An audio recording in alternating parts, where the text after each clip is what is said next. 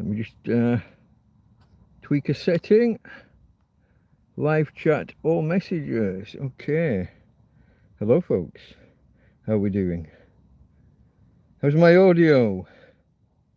Audio check, please. And how's the video? Am I visible enough? Can I do anything about having the big bright light in my eyes? Glaring on the glasses, I don't like that. Something like that, maybe. I don't know. Nobody's talking to me. Okay, folks. Well, let's just give it a minute or two while we wait for other people to arrive. I've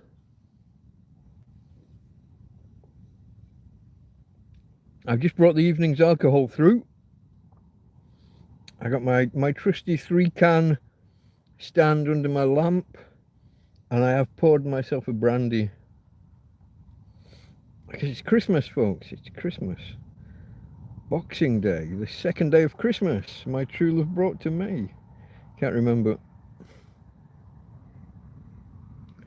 Never did get the hang of that song. But a lot of people in the modern world seem to forget that Christmas is 12 days, not just the day itself. So here we are in Britain. Well, in Britain it's called Boxing Day. Ireland it's the Feast of Stephen or St. Stephen's Day. And other parts of the world as well, I believe.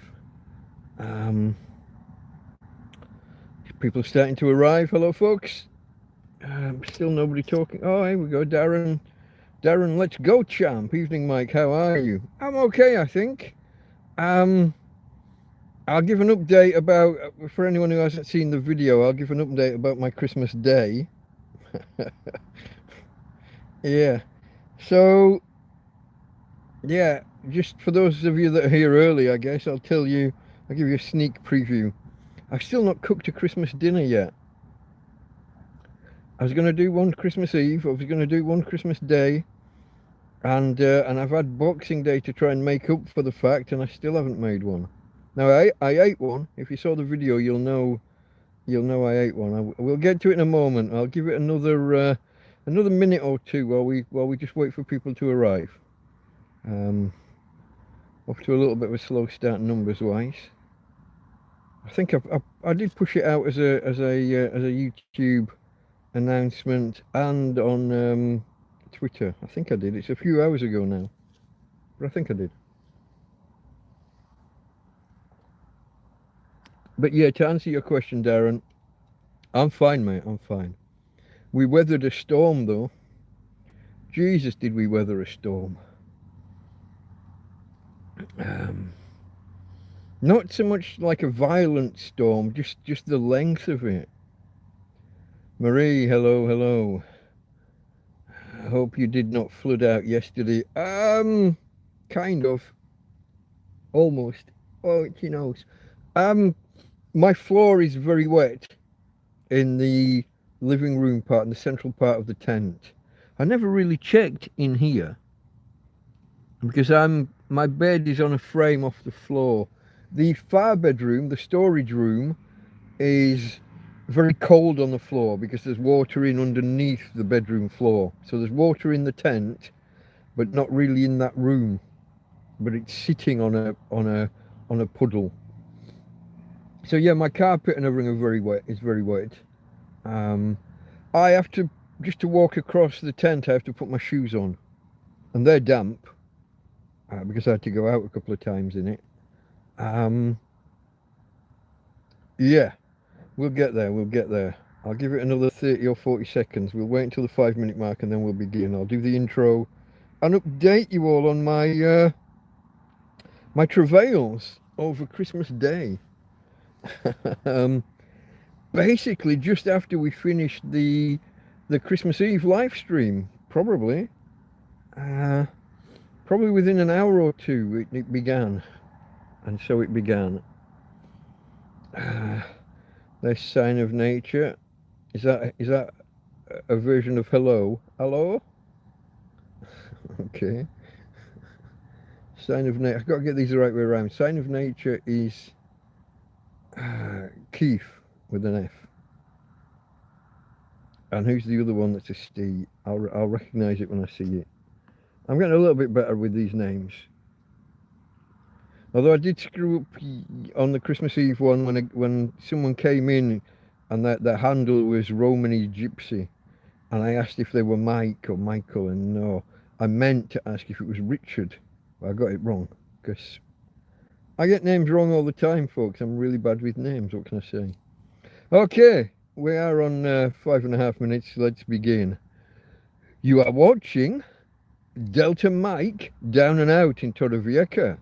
Delta Mike. That would be himself here.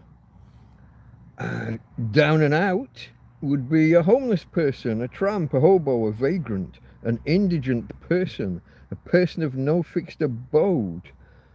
Some might say a bum, someone who perhaps lives rough, perhaps on the streets, or in my case, in a field. Luckily, in a tent in a field nowadays. I am a lucky boy. Come a long way in the last, it's just over 3 years. It's almost 3.5 years homeless. This is my fourth Christmas or my fourth winter in this field. Okay, so to update, let's have a quick look. Hello UK Richie. Them caught in white papers will dry your place out. Yeah, maybe.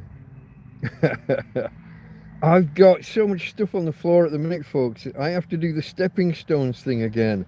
Stepping over different bags and different things to get from one end to another. And I keep accidentally stepping on things and breaking things. As somebody once said, my friend Karen, place needs a tidy out and a reorganizing. Yeah, one day. Anyway, where was I? After we finished on Christmas Eve, I watched a guy out in the I had to relax. I watched somebody else's live stream and I was in chat over on his. Thailand, not the Philippines. Got Mr. Egg, Thailand. And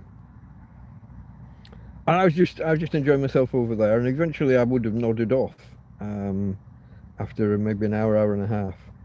So somewhere between 4 and 5 o'clock maybe, it started raining. And it carried on raining, and carried on raining, and carried on. And I kid you not, there was maybe 2 10 or 15 minute breaks in the entire day. It rained non-stop for 22 fucking hours. Pardon the French. 22 hours of almost continuous rain. Really quite heavy at times, but not like big torrential, not like a storm.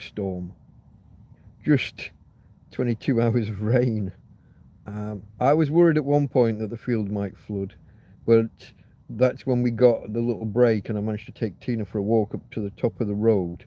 And I could see that the drainage ditch was handling it. At that level, the drainage was taking the water away properly, and we didn't have too much in the way of water. It wasn't running down the road like a stream like it does sometimes. We had puddles, but it wasn't running down. So that was a relief, and we got that little quarter of an hour or so break. And even when it started again after that, I think it was really light for a while. So that allowed whatever build-up there was to get away. But it means that my Christmas day, I couldn't stand out in the rain. When you think of everything I needed to cook on one ring, there was no way in continuous rain like that, and it was heavy at times. So, lucky guy that I am, my friend Anthony turned up. If you've seen the video, my friend Anthony turned up and brought me a Christmas dinner, all plated up and everything, all the stuff, Yorkshire pudding, sprouts, potato, everything. It was all just there. Yeah. Was there enough light to charge the EcoFlow? No, we did not get a single watt of power from the sun all day. The sun did not appear. Didn't even get bright. You know, like we had dark clouds overhead all day. I had to just eke out and manage with what we had in the EcoFlow from the night before, from Christmas Eve and overnight. So the EcoFlow lasted about 36 hours with no input, and we still had 17% left this morning. It didn't do the issue that I've had a few times lately. Well, it gets down to 30 or 40%, and then it disappears. That didn't happen. Now, whether that's because I let it discharge and then fully charge. I did the recalibration, I think it's called, at one time. Whether it's because of that or whether it's because I installed the latest firmware on the EcoFlow and the latest software on the phones and things. I'm not sure, but touch wood, it held up okay. It didn't let me down. I was quite comfortable. I knew that today was going to be sunny. The weather forecast said today was going to be sunny all day. They weren't quite right, but they were near enough. And the EcoFlow was down to 17%, but my phone and my tablet were both on 100%.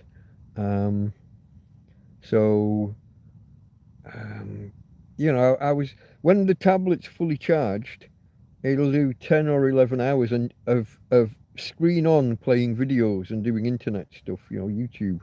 It'll play 10 hours solid. Obviously, you can extend it by doing things that don't involve the screen, audio books and things, and putting it into stronger power saving modes. But I didn't need to. I was quite aware as we started getting into morning. I was awake most of the night. I've been awake kind of almost continuously for the last 72 hours, really. A nap here and a half hour here and an hour there. But I was concerned about the weather. I was concerned about power and the EcoFlow last night, but not critically concerned. Wasn't a panic. But big thanks to Anthony. I don't know if he's seen the video I did. He came again today and brought me a breakfast. I think he's been here every day since he arrived. I think he arrived on the evening of the 22nd, and he's been here every day, with food of one sort or another, mainly breakfasts and the Christmas dinner as well, as I say. So yeah. But we didn't get we didn't get any power at all Christmas Day. Not a single. There was one point where I thought it looked not sunny or anything, but I thought it looked a little bit brighter. I've got a rip, not in the tent. Well, there is, but I got a rip in the tarpaulin over there, and it's separated right off. It's kind of slid off. So when the sun, that's the south, when the sun gets around, I can see whether it's out or not.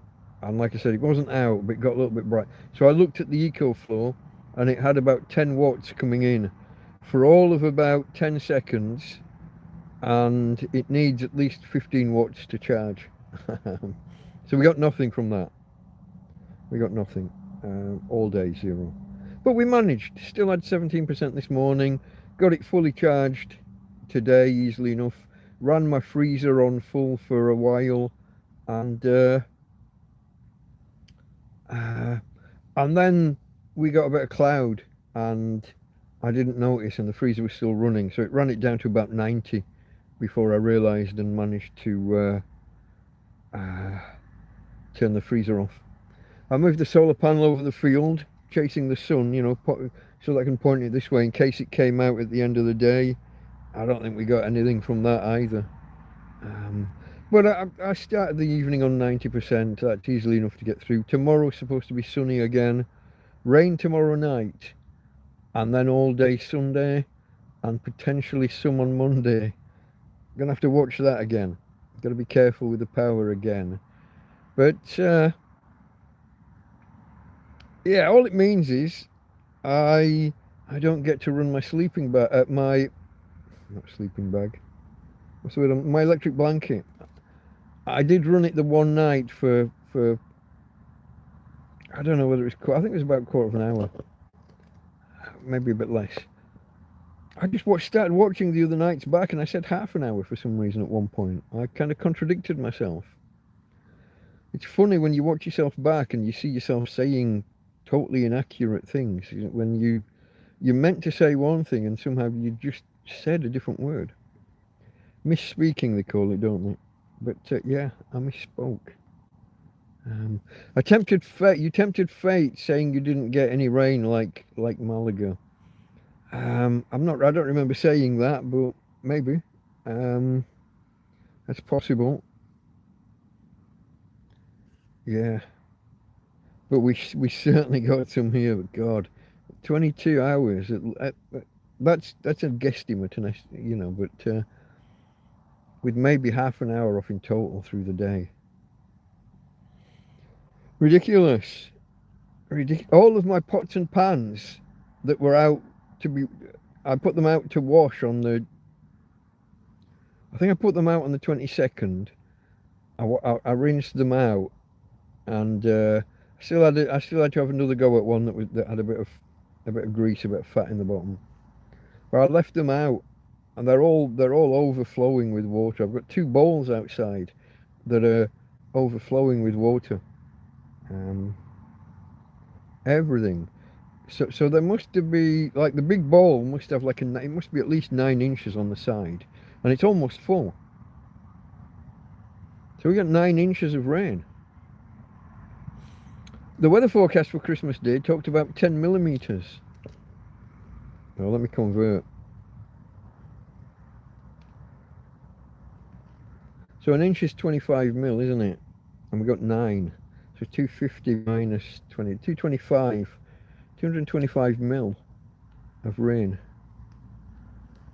That can't be right, can it? That sounds like a fucking lot. But that bowl it's a really deep bowl, and it's significantly, that one isn't full to the brim, but it's a fair way up the side. So yeah, it rained a lot more than they said it was going to. Like each of the hours, when I looked a few days ago, each hour through the day was like 10%, 20%, maybe 30% chance of rain that hour. And yet we ended up with just absolute rain all day. Quite incredible. But put your new tent up when the weather dries. No. It's coming in through the floor. It's not really coming in from above.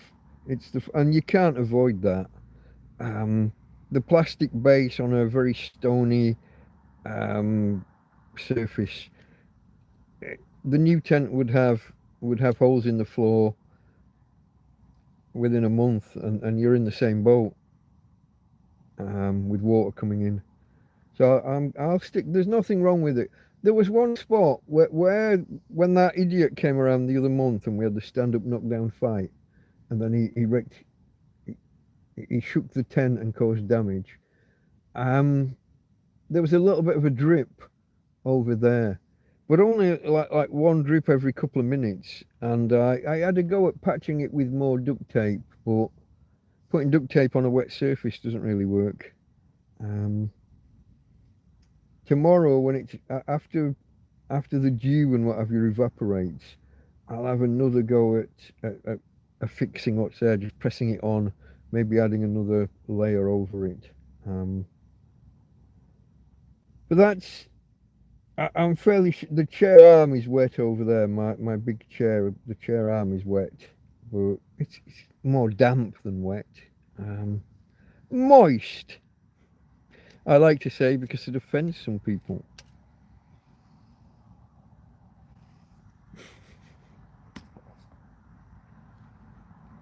No, I'll hold the new tent in reserve.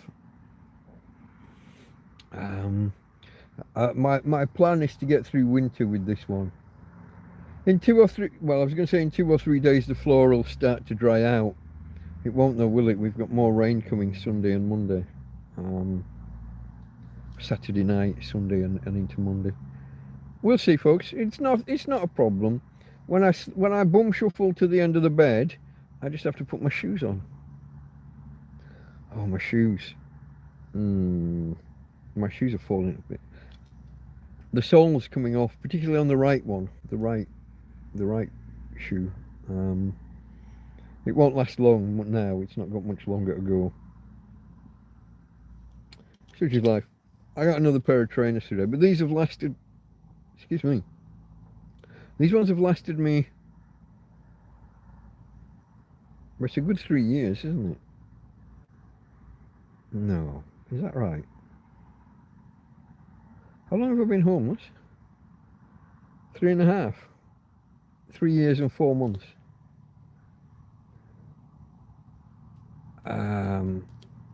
I got them in the May.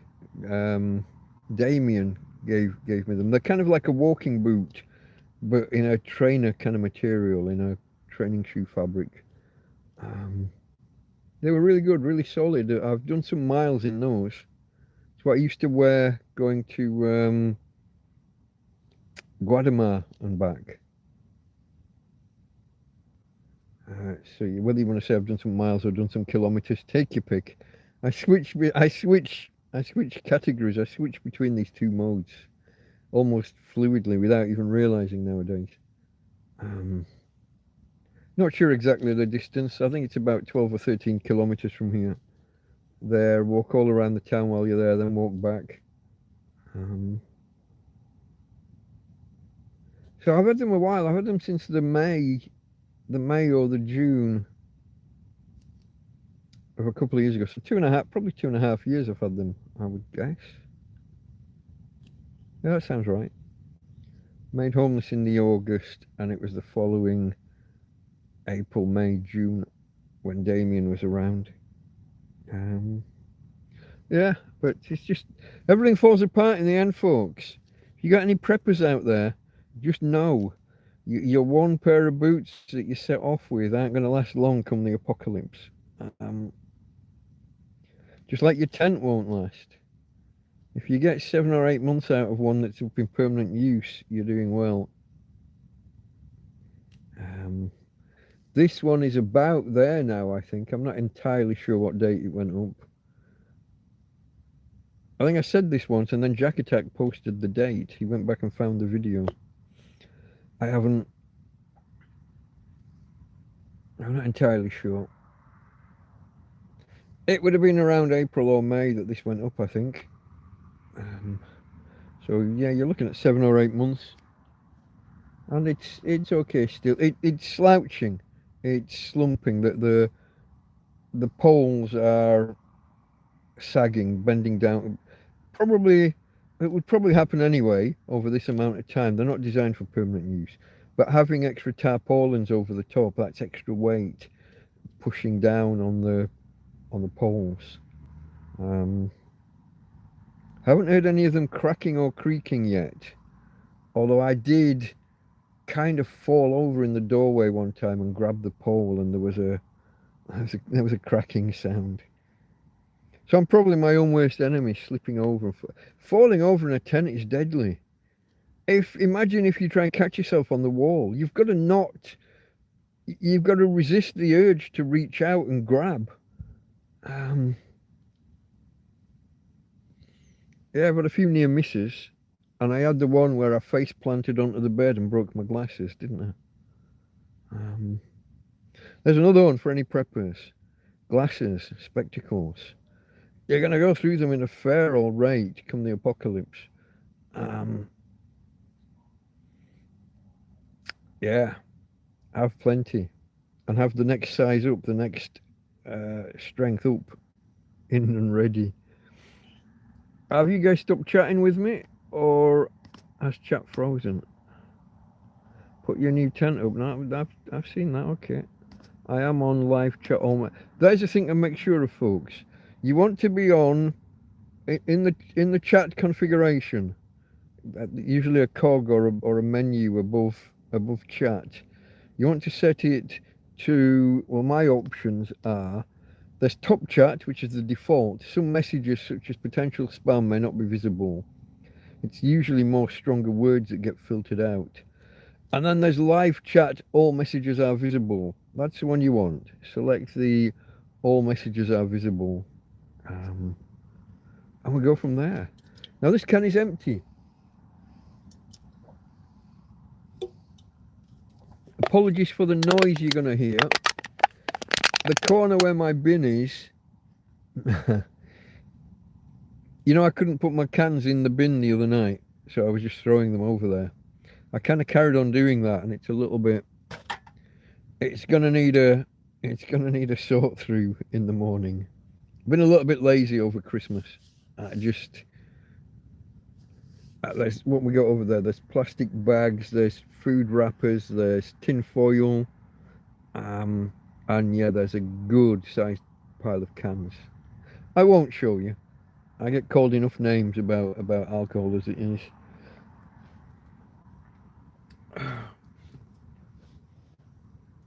I brought a can too many over. I've got my 3 that are holding the light up, and I've got the one that was supposed to be for the start of the stream, but I was so slow drinking that last one that we're almost half an hour in and I just finished it. And we were down to there with it when the stream started.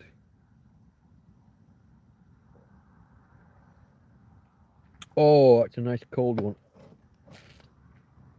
The beauty, folks, of having a fridge now. Oh. It's jumped. Preppers, lol. Why are you laughing at preppers? I'm prepper adjacent. Bit of preparedness. Power goes off in your house now. What do you do? What have you got? Where is everything? Are you ready?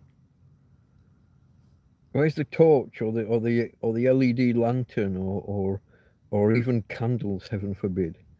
Where are they? If the power goes off, are you prepared? Are you ready?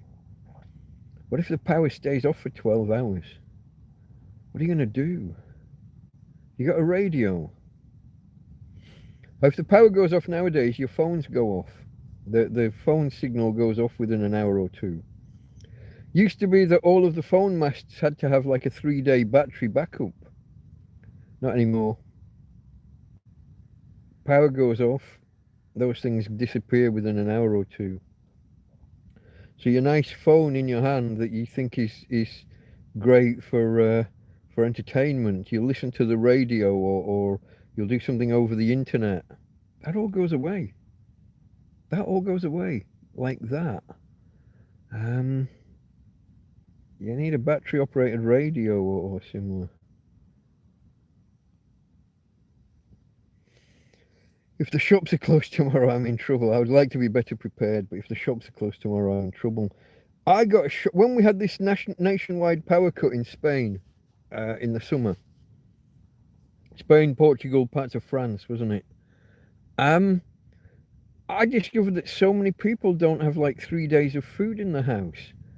When the British government are warning people to start prepping in case of power cuts or in case of war with Russia or whatever, some of it's a bit fanciful, but they had to tell people to have 3 days food in the house. And I'm like, mind blown. I find that absolutely stunning. I'm a tramp in a field, and I must have a month's worth of food here, of one form or another. Now, can I always put it together and make a meal? No. Not always. So, but I've got lots of bits. Nowadays, I'd say that I could. I've just been out. I bought a bag of flour. I've got flour. I've got sugar. I've got butter. I've got margarine. I've got cooking oil. I could bake. I could bake for a week. I could make bread for a week with what I've got in here. Probably mainly flatbreads or something. But no, it blew my mind that the people. I mean, I watch Americans on YouTube, and they're very much. It seems like they go out 2 meals a day are at a takeaway place or a fast food place. They're in McDonald's or Burger King all day every day. It's amazing. I've kind of almost never been in one. But they don't have food in the house. And the whole generation in the UK kind of don't. So I don't know. I was invited. Sammy, hello, hello. I was invited onto um, the UK prepper, UK urban prepper, and then the what's it called, the UK prepper network. I was invited to be interviewed, to be on that, but I'm not really a prepper. Kind of prepper adjacent, and I'm obviously in a kind of a survival mode, which a lot of those guys. I'm not saying that they're waiting for or begging for that to happen. It's not their dream, but they want to be prepared for that kind of eventuality, to live this kind of life and be prepared and get by if the zombie apocalypse happens, or invasion by another country, or whatever. I'm not really a prepper. I'm more of an e-beggar. Um, Obviously, there's some things I do that are prepper adjacent. Some of the knots that I've learnt to tie, some of the things that I do, the mending and fixing, and certain adversities that you cope with. Shitting in a field, you know. Um, yeah, all of that. Certain skills that you learn.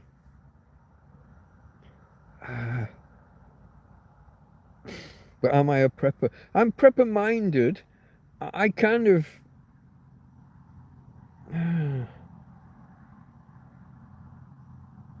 In the UK, I was starting to build up a few things in readiness for such. We had before I moved, a year or two before I came out here. We had a big power cut in Lancaster, the Lancaster and Morecambe area. The whole area lost power for. Well, we can argue whether it's 3 days or 4. The power company have to pay you compensation after 3 days, but they managed to bring in some external generators and put them on for half an hour in each area. So they could put them on for half an hour and then turn them back off again, and tell you that you didn't go without power for 3 solid days. You were only without power for 2 days and 22 hours or whatever. And then it was a separate power cut half an hour later. Bastards. They find a way around anything, won't they? But yeah, we had 3 or 4 days without power, because the substation was basically underneath the River Loon, exactly at the point where the river banks broke. So the water came over and went down a slipway and into the substation. Has nobody ever told them that water and electricity don't fucking mix? I guess it was a cheap bit of land right next to the river, so that's what they took. But who puts a substation down a ramp right next to a river? So under the river level, I don't know. So I had that. We got caught. I didn't have a radio or anything at that point when we spent those 3 days. I spent them kind of. Well, I had books available and stuff. There were books and things in the house, but I didn't have a radio that was battery operated. Didn't have any batteries. I didn't have much in the way of lighting. I think we fell back on candles, which they're the last thing you want, really. Huge fire risk at a time when you might not be able to contact the emergency services and stuff. When phones go off.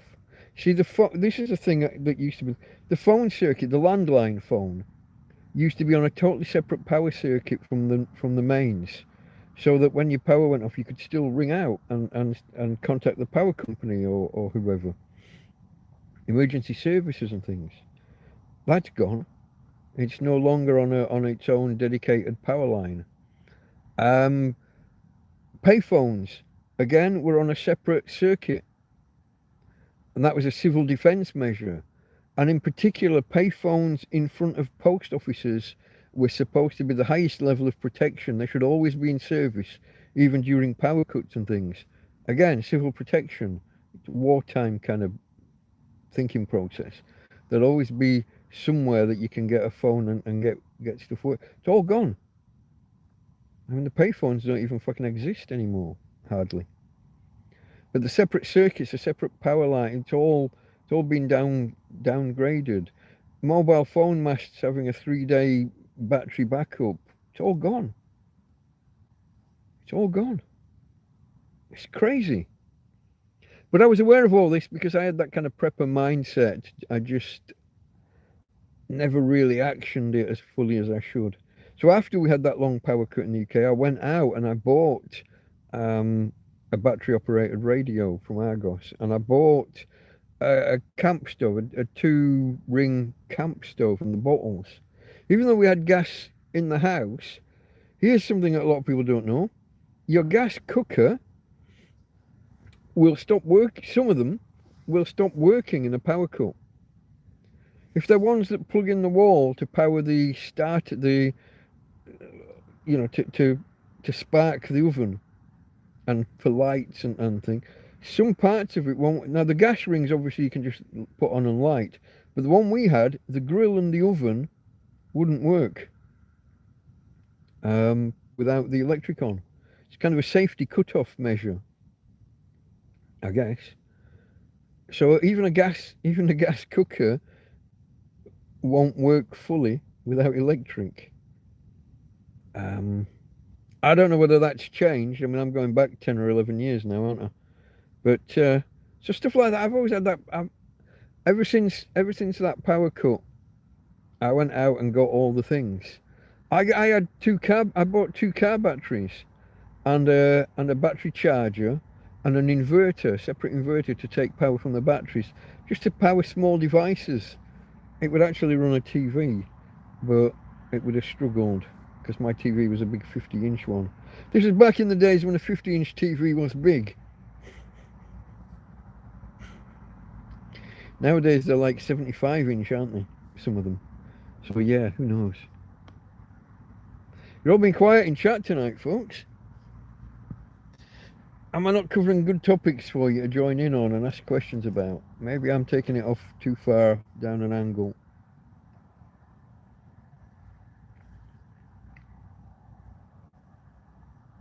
Still on the brandy. Holding the bottle of whiskey in reserve. Christmas, folks. It's Christmas. Well, we haven't done the most important part. Usually this is part of the intro. Let me just pull that out. Remind me to put that back in because the phone isn't actually that well charged at the minute. 18 ago. Can the people see you? I'm not sure they can, sweetheart. Let me see if I can adjust my brightness on my screen so I get a better idea of what other people are seeing. No, she's obscured by darkness. Where am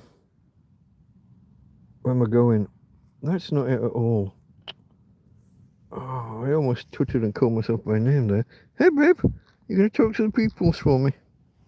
Hey, Tina and the peoples.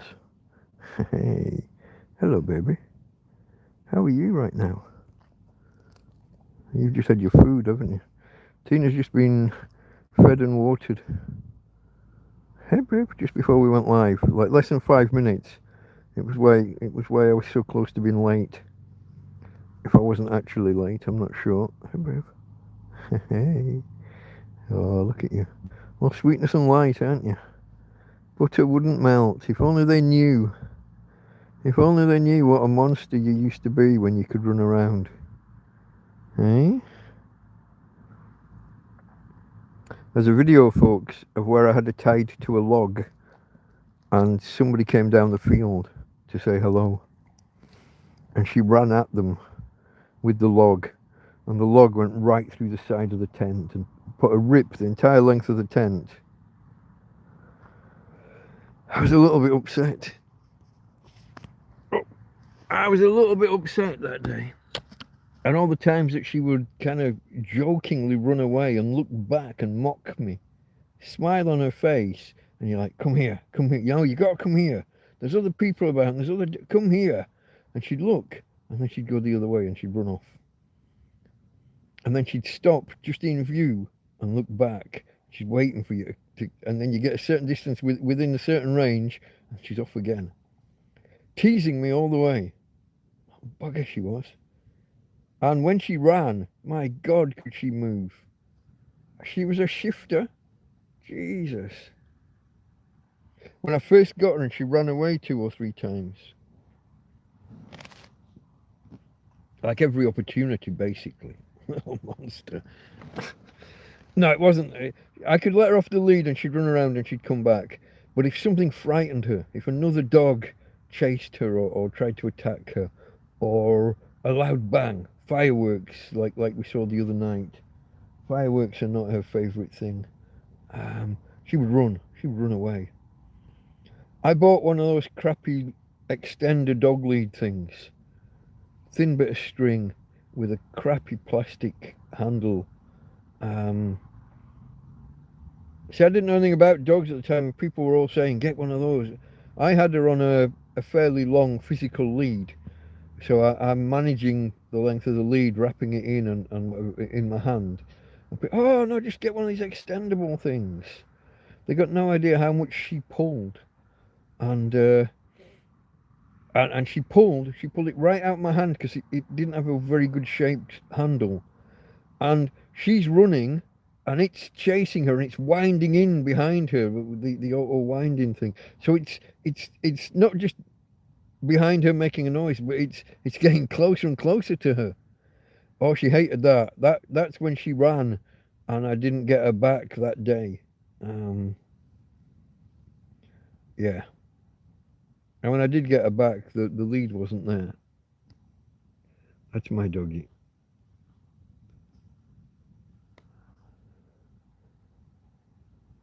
Matches steel wool oil strings. Okay, next we'll be on a ferrocerium rod and or a flint and a steel striker. Cotton wool balls soaked in Vaseline and candle wax. All of the prepper tricks of the trade. Every time you put her on it's whenever you put the flash on, it's any dust particles or insect or anything flying by. I don't know, refracting the light or whatever on it. You get those. Yeah, they're almost like bokeh, if you know your photography. Yeah, there's a deliberate photography thing you can do to make all of those little, like, sun flares. What's he called? J.J. Abrams, wasn't it? He was big on all of that with his camera work.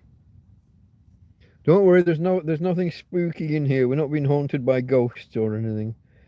I'm not camping in an Indian burial field. It's not poltergeist. Have I only just put my beer down? I feel like I want to drink a beer, but I don't think I've just had one of them.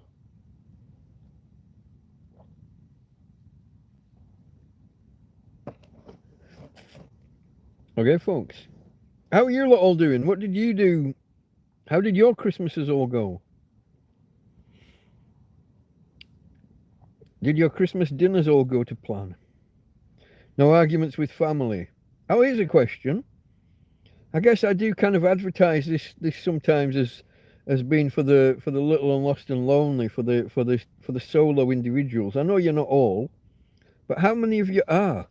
How many of you out there are kind of single or living alone versus living with family? Let's ask that if anybody wants to share. Just kind of open it up a little bit. Rather than me just talking all the time, let's get some input from you guys. Oh, the itchy nose. I think today I plucked a few nose hairs that were starting to come through. So I think that's left my nose a little bit more sensitive than usual. UK Richie's on his own, lives alone.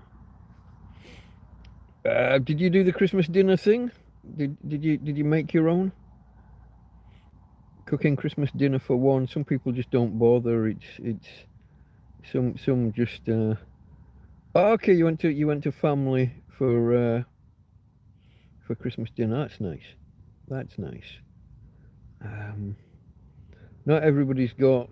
Not well. Some people don't have family are in disputes with family. I guess not everybody's got that option. Zami sing. I did. Yeah, single male. I've spent Christmas on my own. Did you do the dinner thing? Could you be bothered standing there cooking a dinner? You can get these ready meals now, can't you? You can get a frozen Christmas dinner that you just pop in the bloody microwave. I guess that would suit some if you're not of a cooking disposition. Um, I could almost have done with it myself yesterday. If I'd had to stand out in that rate, well, I just couldn't. I just couldn't. I'm imagining it's going to take me between 2 and 3 hours to prepare everything because of having to do everything. If you think 15 or so minutes to boil some potatoes, I'd have to stand outside to prep them, to do all the chopping. So you've got all the prep, and then boil the potatoes, and then put them in 2 frying pans. One frying pan with another frying pan over the top to try and do the roasties. Maybe I'd mash some as well, maybe. And then what? Then I've got to set that aside, and then we've got to do the carrots and parsnips, and those would go in the same pan, I imagine. Chop them up so they're all of a similar size. I would probably parboil those and then have a go at roasting them at the end. Roasting stroke frying. Then set those aside, and then what am I going to do next? I had this worked out before. Oh, I've got to do my sprouts. I'm going to probably parboil sprouts and then chop them in half and again try and roast them. Yeah. And then there's the Yorkshire pudding to do at some point. Again, trying to do that in a frying pan. Not sure about that. Turkey itself, then there's gravy. So every time I do anything, it's got to be set aside, and then it'll all have to be put in a pan and warmed up together, I guess, at the end, and then transferred to the plate. I got to imagine 2.5, maybe even 3 hours, depending on how it all goes.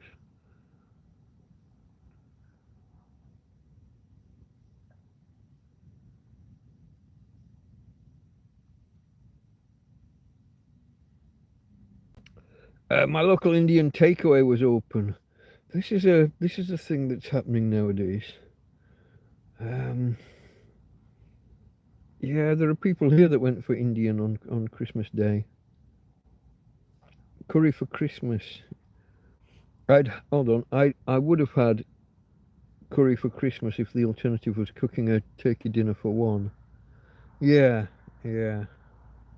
I can see the. Is it Japan that they go for Kentucky Fried Chicken? Is a tradition now on Christmas. Because at some point Kentucky Fried Chicken advertised like a Merry Christmas kind of message. So the Japanese all go for that. I mean they're not particularly Christian, are they? They're mainly Buddhist, I think. The various different versions of Buddhist or Buddhism. I can't name any. Shinto, maybe. I don't know the other flavors. I'm not big on religion. Being a devout atheist. But yeah, I'm lying on a cold can. Like I say, I brought too many over. I miscounted. I brought 4 over because 3 to go under the light and 1 to drink.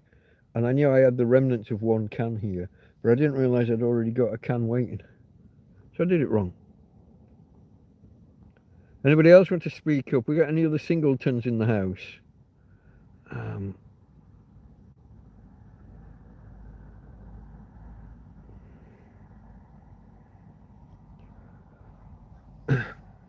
Did everybody's dinners go okay then? Everyone who did cook it went well? Nobody had a disaster like I suspect I'm going to have tomorrow. So my procedure for tomorrow is to go pretty early, maybe as soon as I've walked the dog, get her in here and kind of tied up in the doorway. Then I'm going to take the gas bottle up. I'm going to take it on a trolley. I could carry the empty up there, no problem. But bringing the full one back, with a bad back already from all this physical exertion. Carrying dogs is hard work, folks. I'll take my trolley, but I don't think I've got any of the bungee cords. I think my bungee cords have perished. I don't know if that's a common thing after after a year or two, or if that's because Chinese bazaar. I don't know. Oh, I didn't plug this back in. Look, and now I've got to do it on a camera, on a phone that's got a camera facing me. There we go. Where am I for power? Oh, it's on 80. That's not bad. Tablet is 81. Okay, so everything's good. And the EcoFlow 78. We're golden. Oh yeah, and it's charging the lamp as well. Let me just check that because this cable comes loose sometimes. That's all okay. We're all sitting pretty. We got enough power. Tomorrow's going to be nice and sunny. I just have to make sure to finish the day on 100% or as close to 100 as I can get. Otherwise, we might have trouble on Sunday with it being another rainy day. The graph again, the chart is again all cloud, no sun. The rubber in bungee cords perishes if it gets damp. Really? I thought rubber managed okay with water. We make car tires out of rubber, don't we? I wouldn't have thought water would be the... Imagine if your car tire perished because it'd been in water. I guess maybe they don't vulcanize the ones in the bungee cords, I don't know.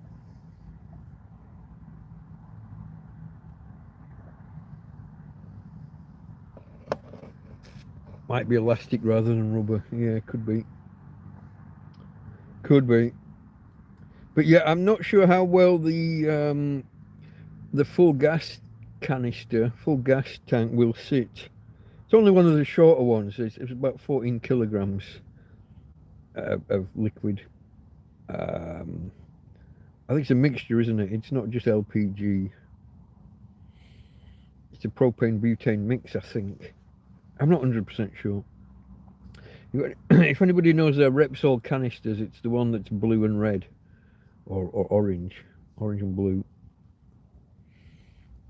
It's one of the lightweight ones. It's supposedly it's got the metal outer shell, but inside is a plastic flask to hold the liquid gas. Is that even? It feels like a contradiction in terms talking about liquid gas, but you know what I mean. You know what I mean. Right, folks, we're coming up on an hour, and I think I'm running out of topics. What are we doing? You're normally a bit more vocal with me. Thumbs up if you haven't already, folks. Thumbs ups are always appreciated. Let me think if I've got any other... Because the way the weather's been, there's not really been much else. I haven't really got much in the way of topics about me to update you with. I don't think. Since we did this last one on Wednesday night, that's only the day before yesterday, isn't it? We finished at about 3 o'clock, 3:30, something like that, yesterday morning. We need to leave longer between these things so that more can happen. And yet here we are. This is Friday, and on Sunday we're going to do another. And then New Year's Eve will be... Is that Wednesday again? Yeah, probably. I'm never sure how these work. The Christmas Eve and New Year's Eve, are they the same? Do they fall on the same day of the week each year? 24th and 31st. Sounds like it's 7 days apart, doesn't it? Something in my eye.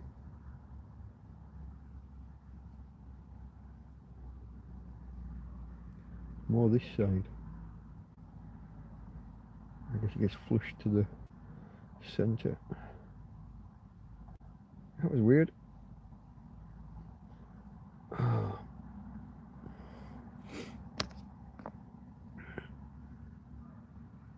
Hit the likes, everyone. Happy Christmas, says Michael. Thank you. Always nice when people do. I guess people have got better places to be today. It's a fairly low turnout, isn't it? I don't know. Topics, folks. Topics, questions. Give me something to prattle on about, otherwise we'll just run out.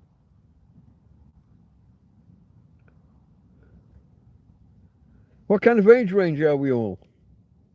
Especially single guys. Are we hip youngsters that are out looking for ladies, or are we divorcees that are running away from women and don't want anything to do with that rubbish? There's a topic. Don't overshare. You are in public. If you're in the middle of divorce proceedings, we don't want this TrampCast being brought up as evidence in court. Oh Jesus! This is. Why is it so slouchy? That's not. No, too far back. Oh, it's all fallen off the back of the bed. That's why it's so slouchy, because it's not there.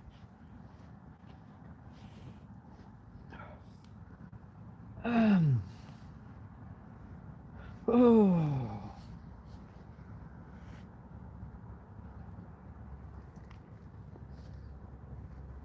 I don't know, folks. That doesn't feel that comfortable, to be honest. I might have to do the. I might have to hold the phone for a while.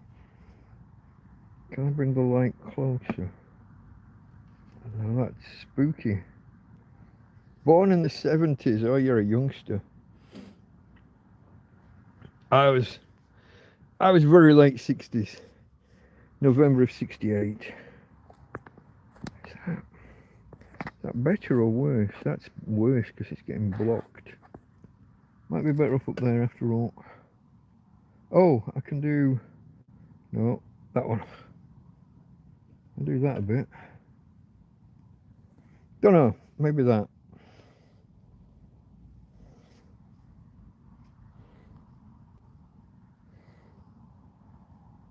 I am the rubbish you speak of. Oh, the female persuasion. No, I didn't mean rubbish, but if that's what you're going with. The ladies are all welcome here. It's just that some, if these are older single guys, there's a lot of guys turning their backs on women. If you've heard the movement called MGTOW, M-I-G-T-O-W, is it? No, there might not be an I. M-G.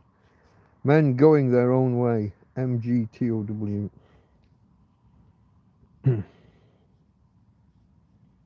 You might call them voluntary celibates rather than the incels.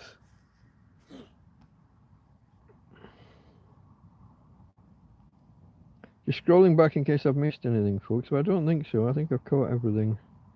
I was watching the Christmas Eve one back, and I had missed quite a... I haven't got very far into it, less than half an hour, but I'd missed quite a few... I swear they were not there. Jasper made a couple of comments, and I only saw one of them. There were two consecutive, like a continuation. I only got the second one. He said he'd had flu, this new variant of flu that's going around. And I entirely missed the first post about the flu. I only caught the second one where he said something about diapers or nappies.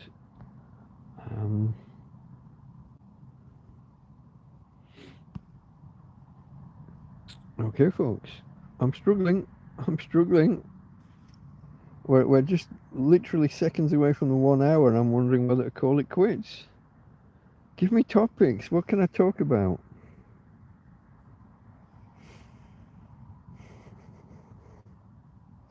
I don't know.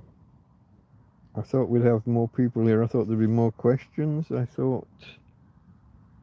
I don't know. I don't know what I thought.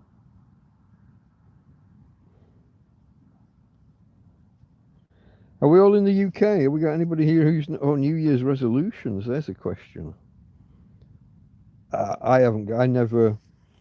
I'll be honest. Trying to make changes in your life in deepest, darkest midwinter, I don't think works. I don't think that works. If you want to make life-changing changes, you want to be doing that around Easter, the beginning of spring, as the sap is rising, and everything feels more possible and more, when new life is springing into bud, and that's the time to be making changes. Deepest, darkest midwinter. It never worked for me.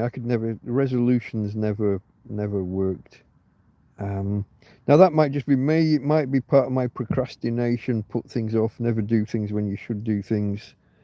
It could be all part of that.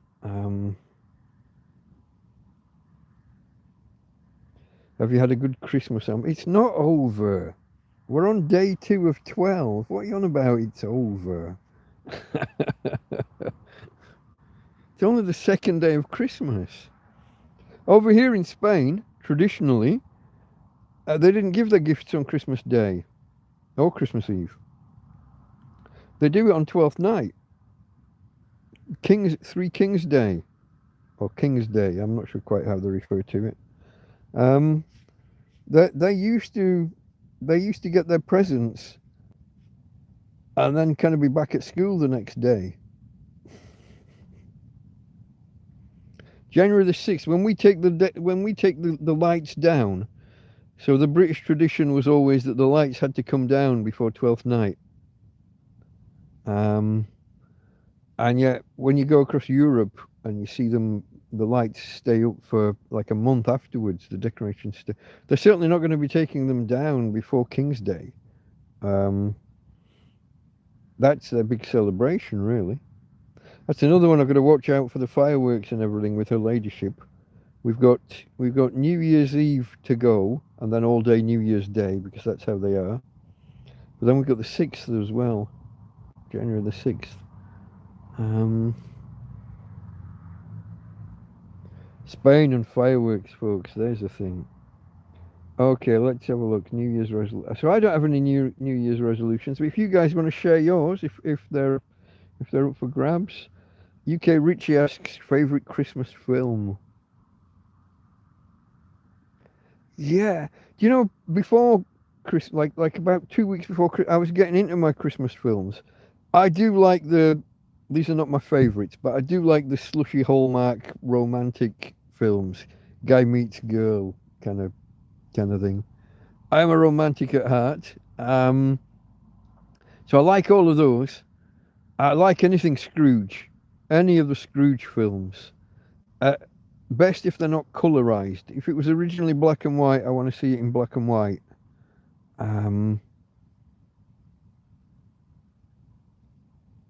Yeah, I do any version of Scrooge, even the cartoons and the Muppets and the whatever else. The classics. Oh, come on, get the name of it now. I can't remember the name of it. It's a Wonderful Life. There you go. I told you I couldn't remember. It's a Wonderful Life has to be right up there as a favourite. And I haven't actually watched it this year. I moved it across from my hard drive, copied it across from my hard drive onto, I think, the tablet, along with a load of other films. I watched all the others. I haven't watched It's a Wonderful Life yet. There's some other things that I end up watching at Christmas which technically aren't Christmas films. We could argue about Die Hard. I love to watch Die Hard 1 and 2 around Christmas, but that's not where I was going. Groundhog Day, in my head, is a Christmas film, even though I know it's set in the middle of February. I guess it's just the snow. There's almost there's also a romance kind of element in there as well, isn't there? Although why Andy McDowell gets so many of these roles in such films, I'm not quite sure. Yeah, no, I don't know. I don't. There's probably loads of others. There's other ones. What's Fletch? What was it? Was it just called Fletch with Chevy Chase?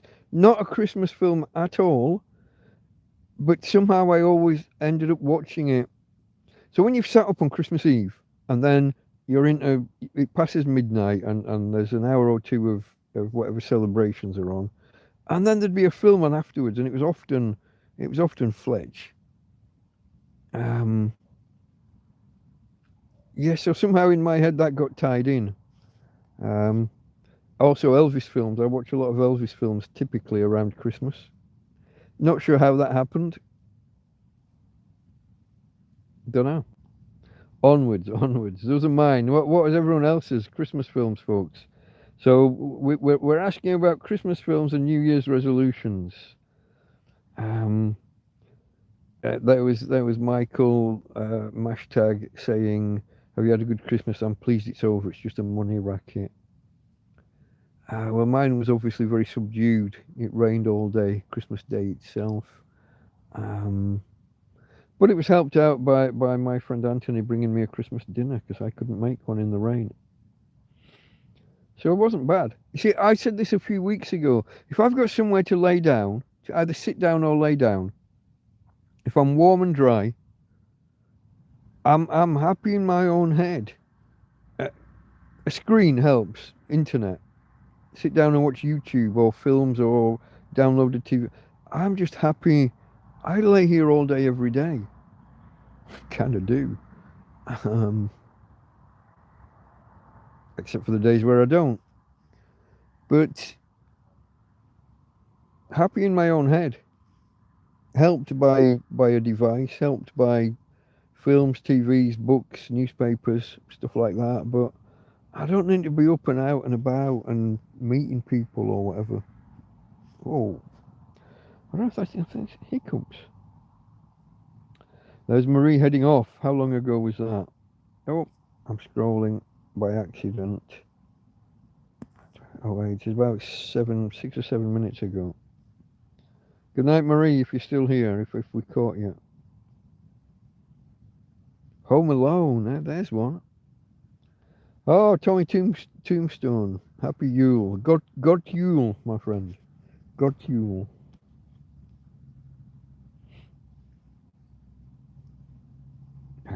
Scrolling. Favorite Christmas Home Alone, yeah. Jingle All the Way. Do I know that one? I don't know if I even know that one. Jingle All the Way. What was the Miracle on 34th Street? American film, but with the Attenborough bloke, Richard, David's brother. The whole Kris Kringle thing is very American.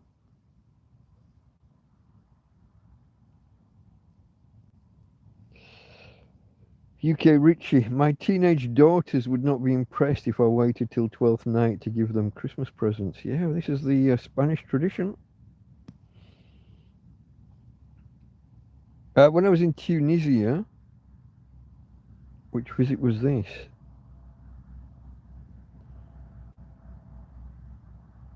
I think it was when we went back in 2010. Yeah, I think Christmas 2010. They brought them in. They had the Magi arrive on camels, in the hotel, well, in the complex around the hotel.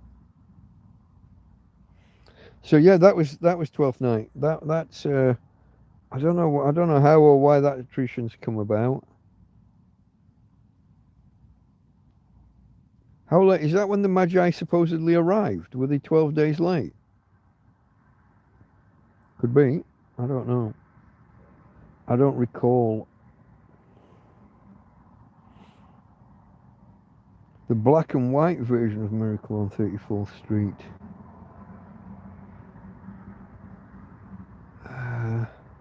I'm not sure. Been a while since I've watched it. But I don't know. It's a Wonderful Life is a classic. Yeah, Jimmy Stewart.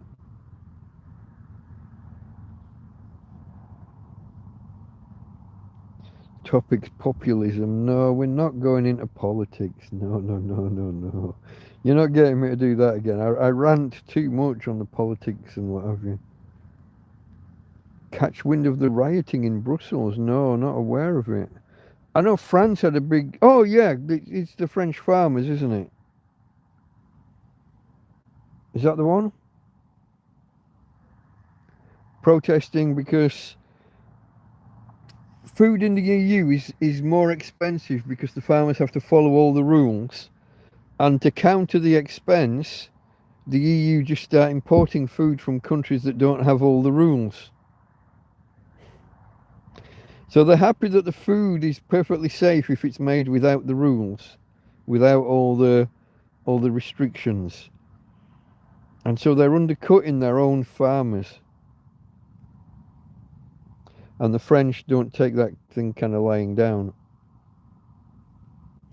I think that's the one I'm aware of. I'm not sure whether it was Brussels or the other one.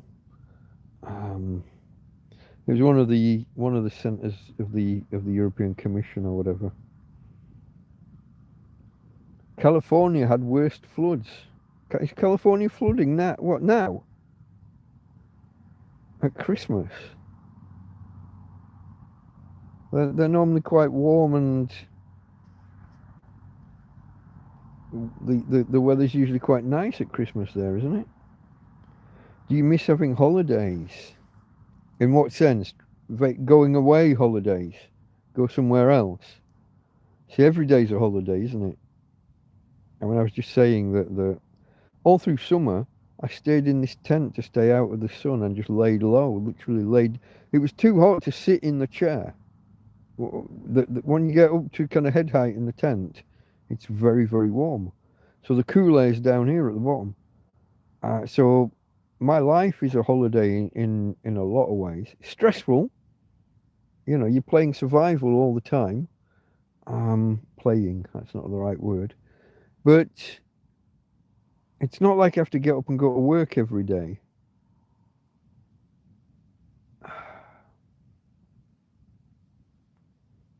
Which, you know, sometimes I'd like to. I used to enjoy work. My work was my hobby. My hobby was my work. Go to work for kind of 8 hours or 10 hours, and then come home and do another 6 hours of more or less the same thing, just for pleasure, because my work was my hobby. But traveling, if I could travel more, that'd be nice. But yeah, 10 years in Spain and I've been nowhere. I haven't done anything.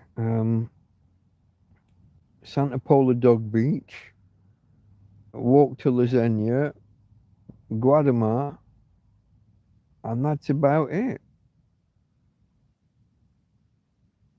Yeah. Lawful existence and legal entrapment.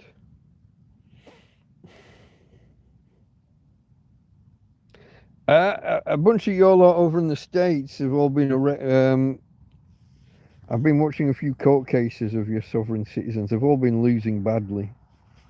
It's not going well for the sovereign citizens in court cases in America. We don't want to get onto this again though today. Not today, it's Christmas.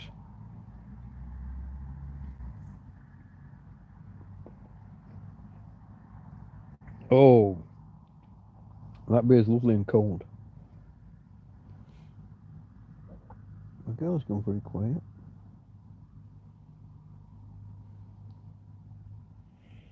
She had a thing going on earlier where she had this kind of, what would you call it? I had the word, a spasm. One of her legs just kept kicking. Not a big kick, but it went on for about an hour. I'm starting to get a bit worried. But then we went for a walk and it seemed to calm down. So I did do the obvious internet search, and things like dehydration came into play. And she was after Christmas Eve. So I think I mentioned this on Christmas Eve. When she's frightened, like with the fireworks, she won't eat or drink. And she didn't drink and didn't drink and didn't drink. And then yesterday afternoon, she knelt down at her bowl and she drank a whole bowl of water. It's a big bloody water. It's a big bowl. She nearly drank up the whole thing. And I could tell she was dehydrated by her stools, by her output. Very dry and crumbly rather than holding together. They were powdery almost. So it could be related to that. It rained all yesterday, says Tom, but Christmas Eve was sunny and warm. Yeah, same here. I guess we're just... Are you still in... I'm assuming you're still in Valencia. I think I asked you the other day and you didn't answer me. Left me hanging. But yeah, pretty much the same here. I mean, we are only just down the road. Well, it's a little bit down the road, but I think we're a couple of hours apart.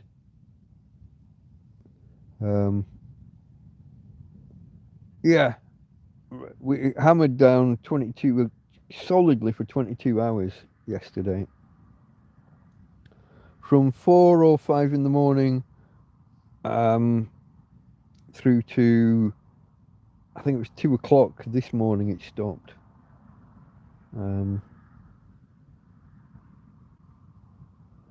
It doesn't feel like Christmas if it doesn't snow, but it snows so rarely at Christmas. Anywhere I've lived, anyway. I mean, back in the 70s, I'm sure we used to get white Christmases. We certainly had a lot of snow. It doesn't seem to happen anymore. I mean, it's not going to happen in Spain. Well, not in this part of Spain. In the north it does. In the hills in the north, on the countryside. But Torrevieja had snow once while I was here, and it was the first time in 100 years it snowed. So that was nice to look out and see it. But it only landed on the ground for about half an hour. It only stuck around for half an hour and was gone. Sign of Nature is wanting to push his... they're not sovereign citizens in the UK, are they? Free men of the land. UK government being indicted on 2 fronts, including arrest warrants. I don't know much about it, mate. I'm sure I will compile a list of links at some point and go and have a read up on the topic. Well, you could email me some links if you've got them to hand. That was Tom, raining all day yesterday, yeah. Doesn't feel like Christmas if it doesn't snow. It used to years ago. Yeah, like I said, I remember when I was a kid in the 70s, we had deep snow every winter. And now it just doesn't happen. Now, is it cyclical? Or is it man-made, anthropomorphic? No, that's not the right word. Anthropogenic? No. Is it man-made? Is it us and global warming? Did we do it? Or are we just watching it happen because it was going to happen anyway? These are the questions. We're not going to go off. I don't want to get into in-depth controversial stuff over Christmas. I'm not really going to touch. I'll float the question out there, but I'm not going to run with global warming and free men of the land and what are the other controversial topics that we often touch on? Immigration, I guess. Free speech. That's a hot topic at the minute, isn't it? The Americans are fighting back, blocking people that have anything to do with these extreme left-wing organizations. They don't get their visa. They don't get to go into the States. Obligors are liable to the sovereign demandants. That's just a pile of words, mate. That's not even a sentence to me. I got no clue. I don't even know what some of those words are.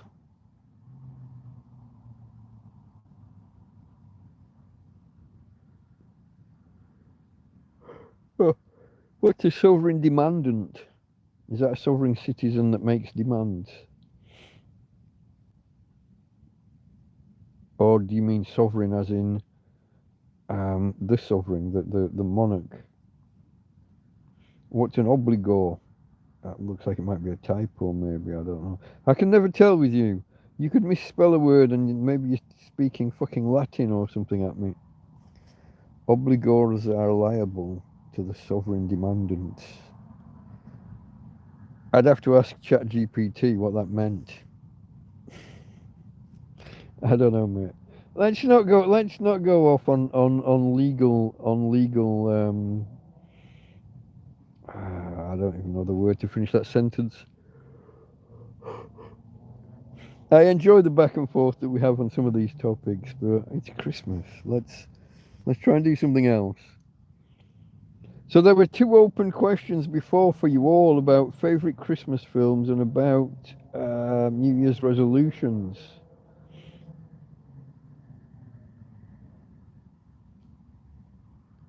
Let's stick there.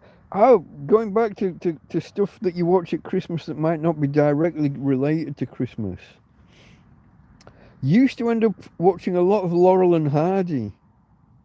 For some reason in the Christmas period.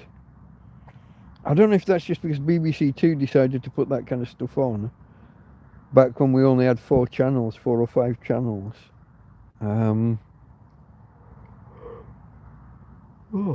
Maybe it's from that, or maybe it's just because I like them.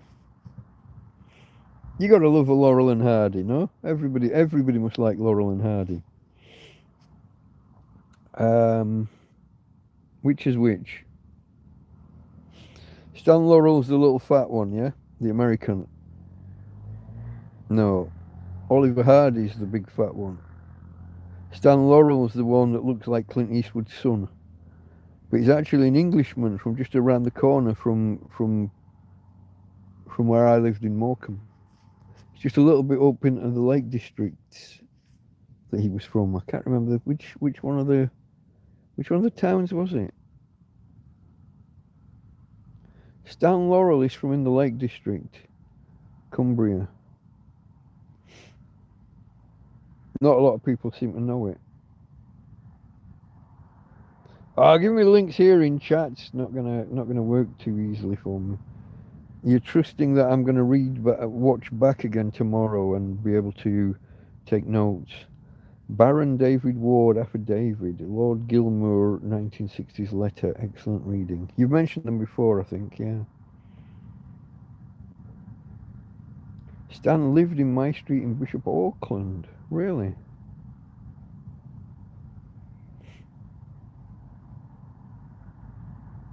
That's interesting.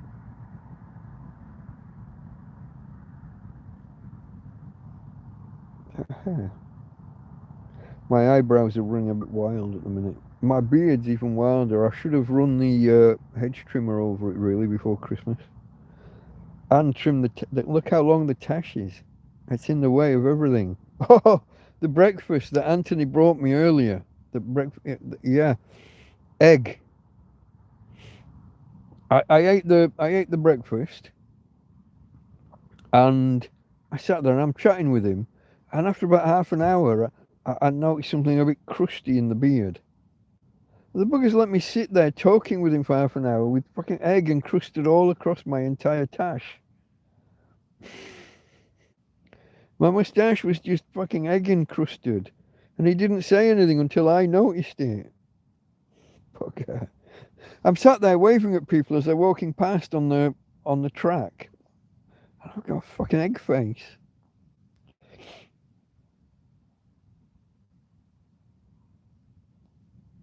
He was born in Princess Street. Why have I been to a place with a plaque? Oh, I wish I could remember this specific town in the Lake District where he lived. I don't know. Going back a while. I'll have a look on. I'll have a look after. Yeah, can't do it now. Well, I guess I could, but I don't think it'd make for great viewing. Just me on my tablet over there. Bishop Auckland.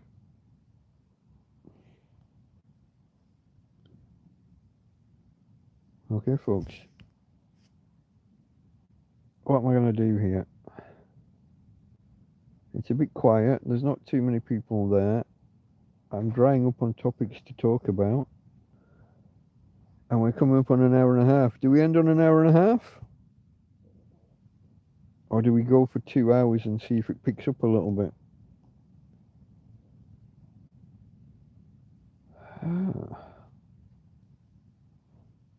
Where's your turkey? In the fridge.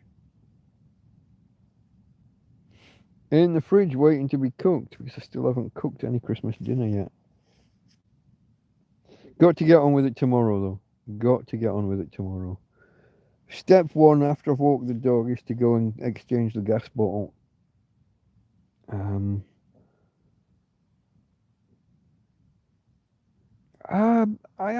tired, but I don't think I'm immediately fall asleep tired. I could go another hour or two easily. If what I don't want is to run out of stuff to say and then just sit here going, I've got nothing to say.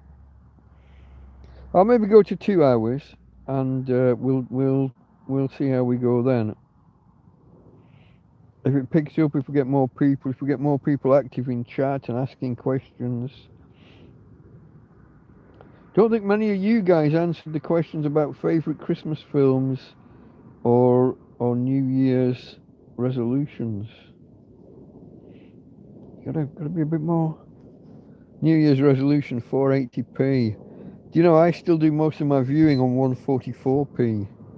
And when I tell people that, they assume that I mean 1440, which is one of the higher resolutions now. No, they're off by a factor of 10. I still do most viewing on 144. I'll go. Is the next one up 240? I think it's 240. And if there's something on screen like writing, if there's a letter or something to be read, I'll go to 320. I'm going on memory. I don't remember what the values are, and I haven't got anything here to look them up.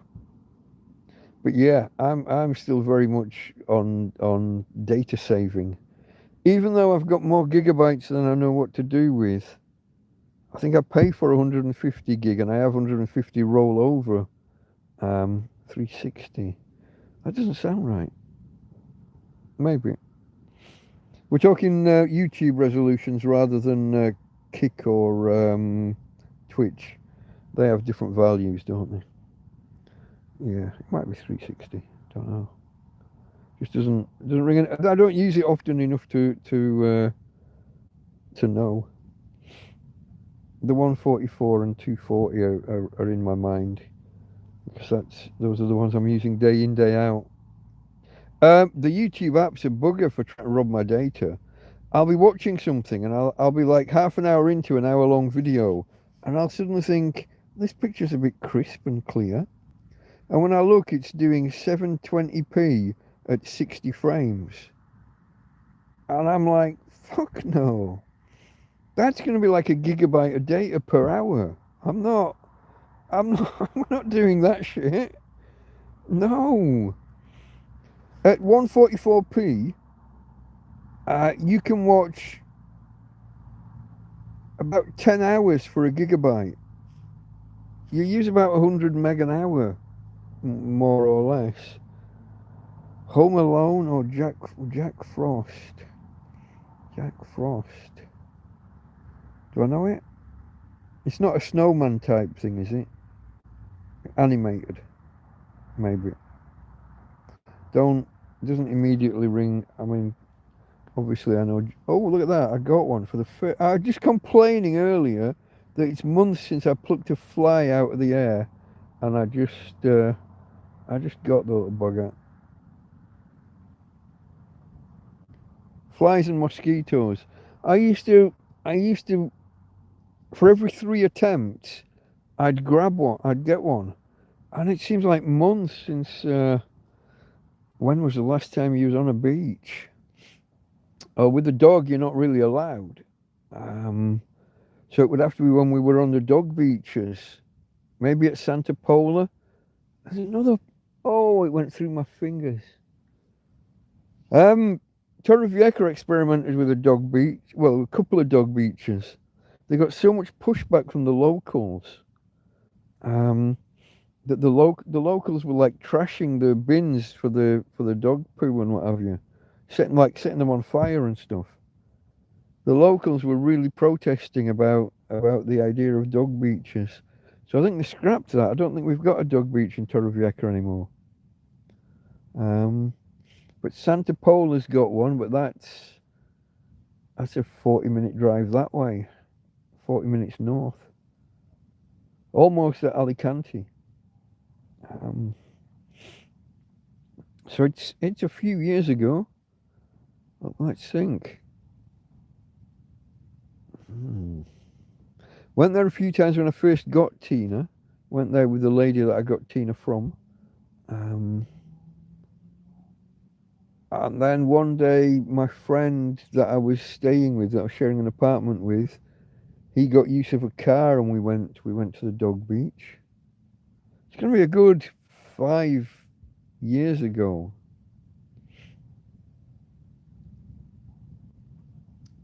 On a proper actual beach with sand. Yeah. I've been down on the shore here, back when Tina could still get down the cliff, down the embankment. But it's not really a beach. It's stones. It's rocks, really.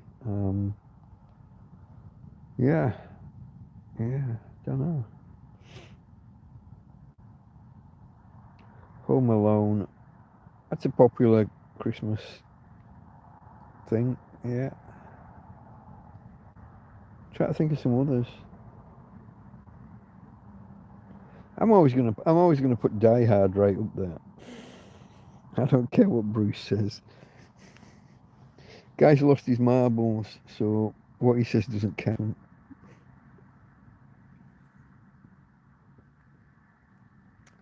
Isn't the thing that he's got, wasn't it frontotemporal blah blah? Isn't it the same thing that Wincy Willis died of? If you remember the weather girl from the... Which one was it? Was it TVAM? Good Morning Britain? No. Maybe. I can't remember the different names of the different breakfast shows.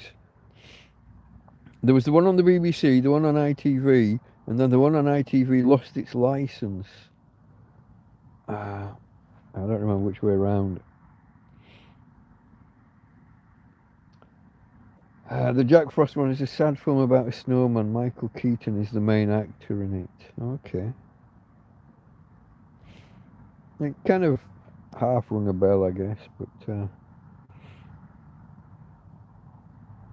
doesn't immediately conjure up an exact storyline and film. Other classic Christmas films. Oh, I said the other week. I said the Bishop's Wife. There's a couple of different versions of it, but it was Cary Grant, wasn't it? Cary Grant. I have to stop and think whether it's Cary Grant or Jimmy Stewart in some of these old films. But Cary Grant as Clarence the Angel, was it? I think. You're doing turkey tomorrow. That's certainly the intention. I'm going to do the full works. I'm gonna cook everything separately. Then I'm gonna put it all into Tupperware. Then at the end, I'm going to put one meal's worth in the frying pan to warm up, and then transfer it from there on a plate and eat. And the stuff that's left over goes in the fridge for another bash the day after, and possibly the day after, and possibly the day after. I bought a lot of parsnips, folks. I bought a lot of parsnips. I've got a kilogram of carrots. I've got, I think it's a kilogram of sprouts. It might only be half. It was a big bag of sprouts. Yeah. I got 5 kilo of potatoes. I've got 2 heads of broccoli as well to get used at some point. Kelly's Heroes. Tell me it's Telly Savalas. Is it no? Is that the comedy or is that the action film? I'm not. Hold on. Kelly's Heroes. You got a few of those like Dirty Dozen and whatever kind of films. Is it like that, or is it the Commandant and the Prisoner of War Camp? I'm not sure. It doesn't. I lose track. My mind doesn't work as well as it used to, folks. I think you might have noticed. I struggle to put some thoughts together sometimes.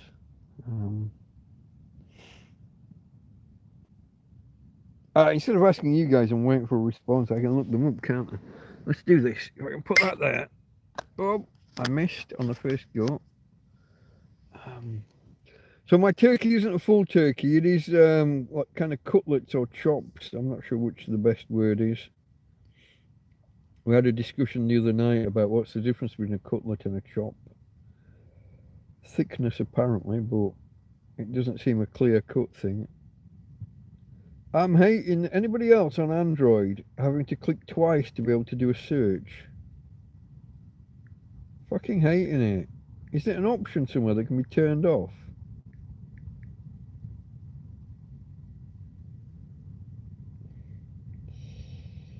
Telly Savalas, okay, is that one? Okay. Let me have a look who else. Is there a cast list? Clint Eastwood. Yeah, it's like the Dirty Dozen, isn't it? You take a bunch of misfits and train them and tasked with retrieving a treasure of gold from the enemy lines, a group of misfits join hands to fulfill a dangerous mission. Give me a cast. Where's the cast there? Clint Eastwood, Donald Sutherland. Is Donald Sutherland still with us, or did he die recently? 2024 June. So about what? 18 months ago. That's recent. If I get within 10 years, that's recent. Oh, George Savalas. That's the guy that played his brother in. No, that is his brother. He played one of the characters in. What's it called? Who Loves You, Baby? Fuck, what's it called? Telly Savalas, Who Loves You, Baby? Lollipops, Detective. Come on, you know this. Kojak. Then there's a bunch of other people that I've never heard their names before in my life.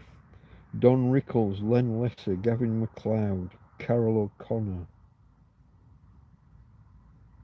Oh, Harry Dean Stanton. Really? Harry Dean Stanton? Yeah. A bloke called Stuart Margolin looks familiar. He looks like the guy that was in Burt Reynolds films, dressed as a superhero while they were racing cars or something. Not sure. Who else? I've never.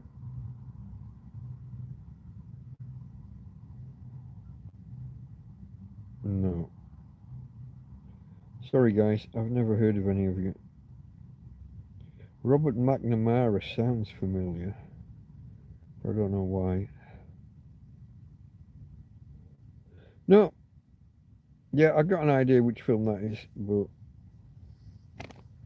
who knows? It's a war film, yeah. Action film, yeah, okay.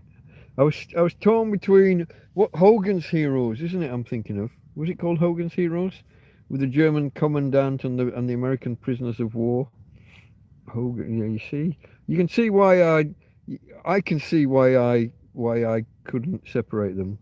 Now that I've got it, now that the neurons are fired after 5 minutes. Die Hard is a brilliant film. The second one with the airport and everything, yeah. Orient Express is a good Christmas film. Okay, we got to talk about which version. Orient Express. So many good versions, but I like the one with the guy. Oh, what's his bloody name? American.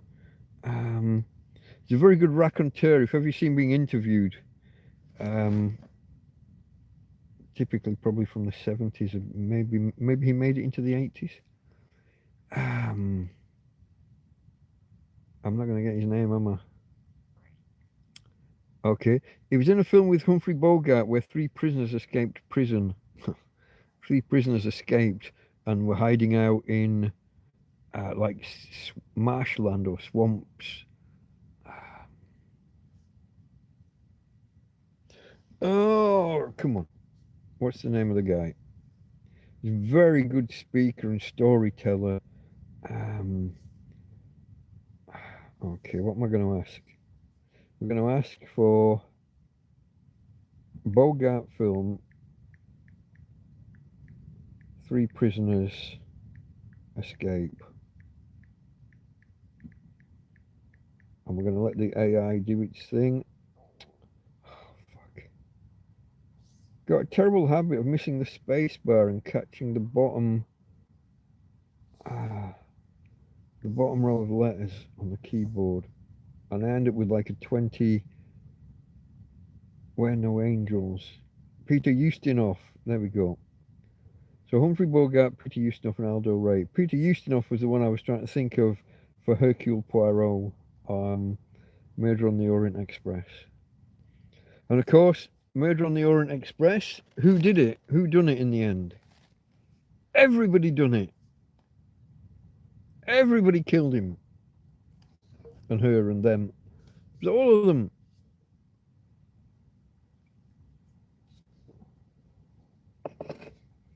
There are some films, and indeed some TV programs, that you've watched a million times. Everyone says, oh no, not this again. But then you say to them, well, who did it? And nobody fucking remembers. Hound of the Baskervilles is another classic one. Everybody's seen every version of it. It's been done 100 times. You've watched it twice a year, every year, or your entire life. Some version of the Hound of the Baskervilles, Sherlock Holmes and Dr. Watson. But if someone stopped you in the street and asked who did it, who done it, you got no fucking clue.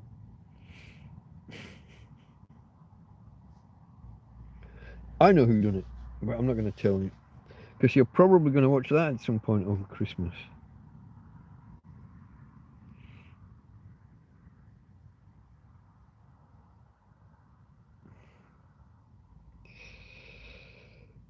Michael, not Mike. Mashtag said Tom Hanks. I don't know what's in reference to. I don't think he was in Kelly's Heroes.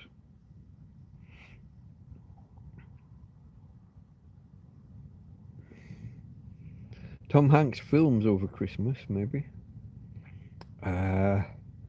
Which one would you go? What was the one where he's inventing toys in a store and he dances on the keyboard on the floor? Is that the one where he switches bodies? No, is it just called Big? He just switches bodies. He ages. Great Escape. Oh, there we go. Okay. Yeah. Great Escape. I'm gonna take your Great Escape and raise you a Towering Inferno. These are always on over Christmas. You're gonna go Towering Inferno, and then you've got about 20 different James Bond films to go at. There's always a Bond film on a bank holiday. Nowadays, probably not even just one. They probably put a set of them on some of the channels. Great Escape. Yeah.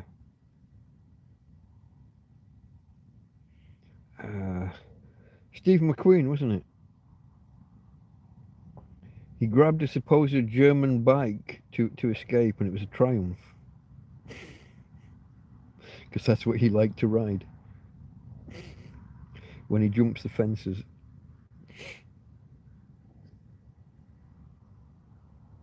Yeah. I don't know, folks. We not got anybody else here that does the that does Elvis films at Christmas. Is that just me? I don't know where these things come from. I don't know what it is about me, and my slushy Hallmark Christmas romance films. It's very gay, but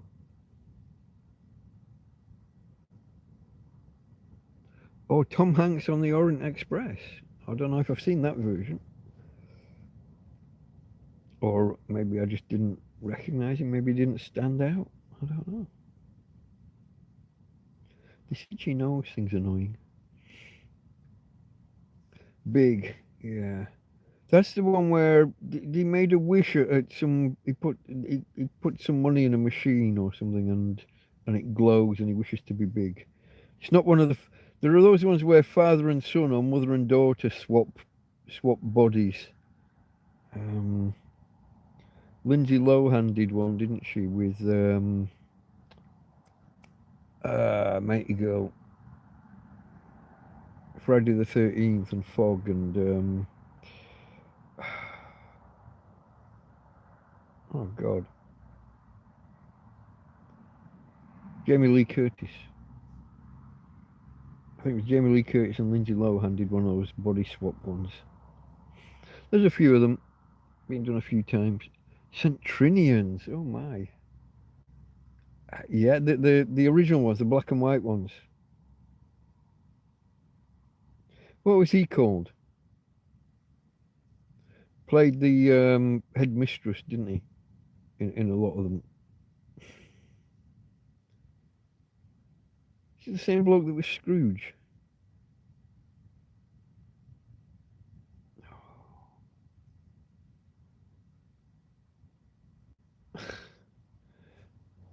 I got to look again, folks. I've got that inquisitive. When I'm inquisitive and got a mind block and can't get the names. Scrooge actor.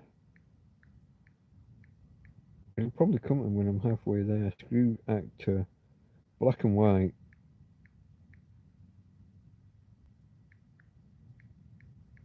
He was a black and white actor. I kicked myself. Alistair Sim.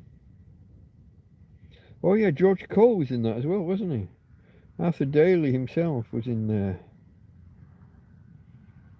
as Jacob Marley. Probably. Yeah, I've got that. That's on my hard drive somewhere. I should dig that out. That's yeah. But wasn't it also Alistair Sim in Centrinians, or am I just going daft? Alistair Sims, uh, Sims, Centrinians. Yeah, there he is. There's the headmistress. I thought I was going daft for a while. I suddenly doubted myself and thought, hold on, the world's going to think you're a fucking idiot. If you say something like that and then you're wrong, what's everyone going to think? But yeah.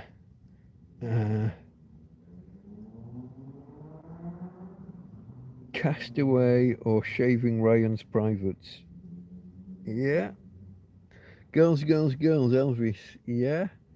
I'll take that and I'll raise you a Viva Las Vegas. I think that's my favourite one. But there's quite a few of those ones where he's on Hawaiian Islands and he's returning from military service or something, and he's been away a while, and His dad owned a pineapple farm. Ranch farm?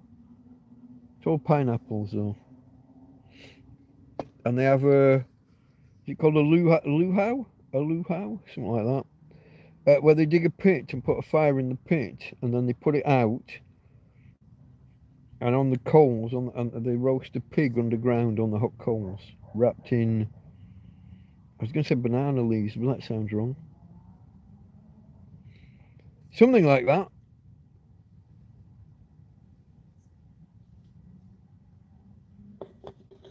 A few of those Elvis films, I do quite like them.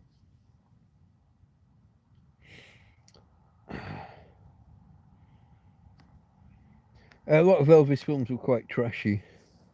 I don't know. Well, bad management, wasn't it? We all know he got ripped off by his manager for millions. Back when millions was a lot of money. Fucking what, 50s, 60s, and 70s. Yeah. How old was he when he died? I'm a lot older than he got to, aren't I? Got to look it up again, haven't we? Let me think. If he was singing in the mid-50s, let's assume he was 20 when he was singing. That means he was born in the mid-30s. Died in 77. He only got to be about 42. Let's do some actual facts rather than just my silly suppositions and back of envelope calculations. What did I work out? 42. Life, the universe, and everything.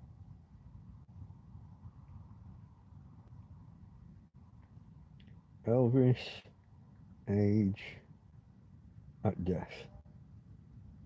42. Fuck.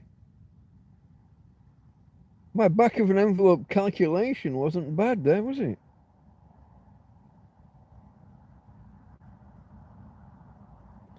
What was his actual cause of death? Didn't he die shitting himself on the toilet?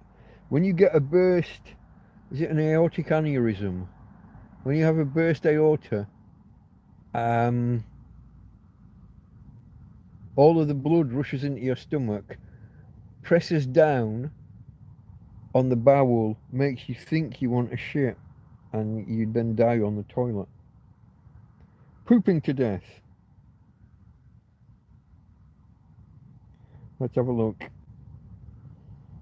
Oh no, here it just says heart attack. Likely brought on by his addiction to prescription barbiturates. Okay. So why is the question before, how long did Elvis go without pooping before he died? What?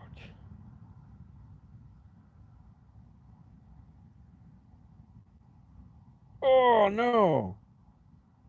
So usually your food transits through the body in 2 or 3 days. But at his autopsy, they found stool that had been there for 5 months.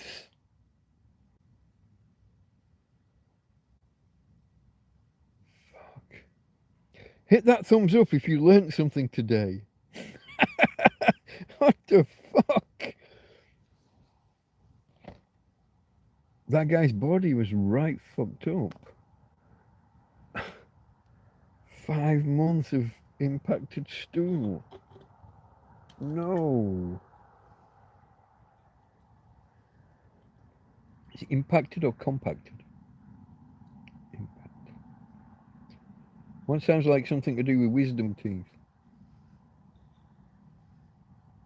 Okay, we've got to juggle the cans. I've remembered not to crush this one. Just give us a second, folks. Going to take one from the back. Put the empty at the back. If it falls over, the light should fall away from us, and that'll keep Farmer happy. Look, what did I say about this wire coming out? That'll keep Farmer happy and secure in the knowledge that it's not going to... Oh, it was on the toilet then. Okay, it's not just a... Okay. I thought I'd just remembered that out of nowhere. I thought I'd misremembered or got something wrong. So it was a heart attack, but on the toilet. Oh, I wonder if he was straining to push. That causes a surge of blood pressure, and yeah.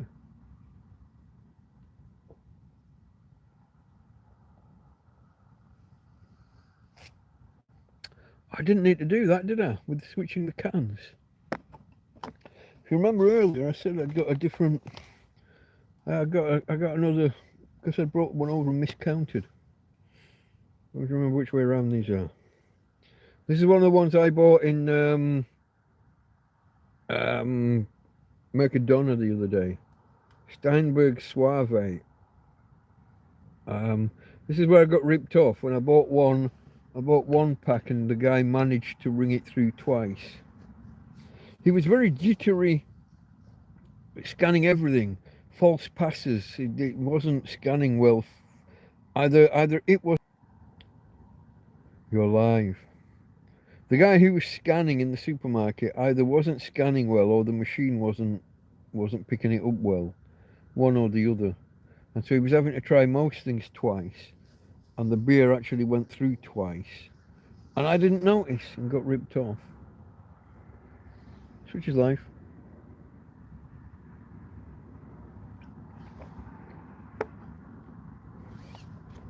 So that's the Steinberg Suave. Suave is smooth. Well, it's the same. We have the word in English, don't we? If a bloke is very smooth, he's said to be suave and sophisticated kind of thing. Okay, that's what that is. So that's that one. That's the Suave. And this is Amstel that Anthony brought me. Basically his first day in the country. He arrived at night one day, and the next day he was here with breakfast and cold beers. Fortunately, he didn't arrive too early. I was able to have a beer with my breakfast, sat out in the sun. So that was nice.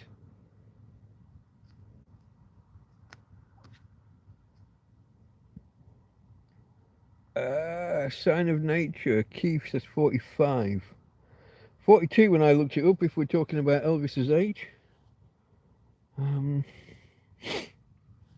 But my back of the envelope calculation agreed with Google. Oh. Why am I burping? Oh, I'm not am I burping or is it a hiccup? Kind of in between. I had a cheese and ham sandwich, and then I had a blue cheese sandwich this evening. I don't think either of those should be reacting badly with me. And before that, nothing since breakfast.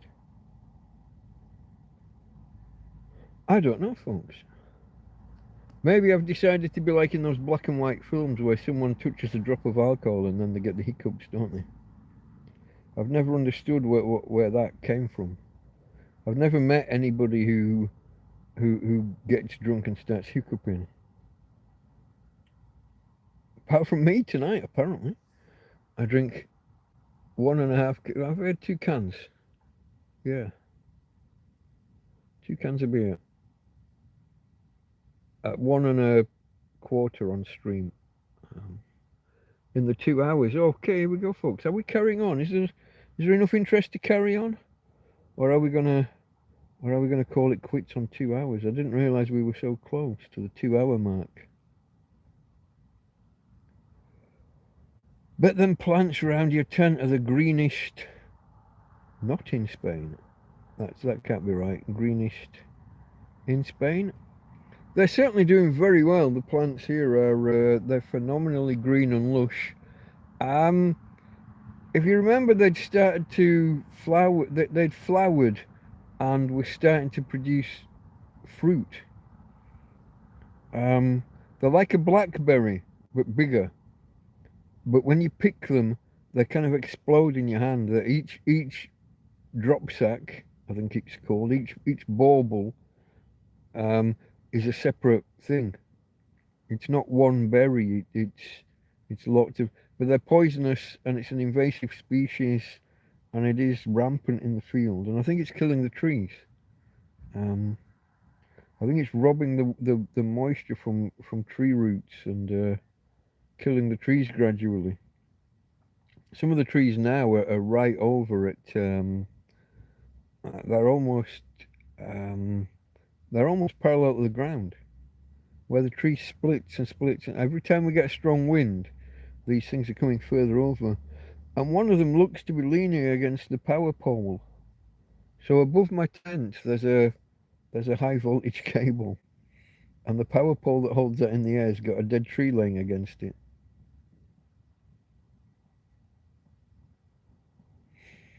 Yeah. Sport, okay, Greece, sport in Spain. I got you. I knew it couldn't have been not. It wouldn't have made sense as it was.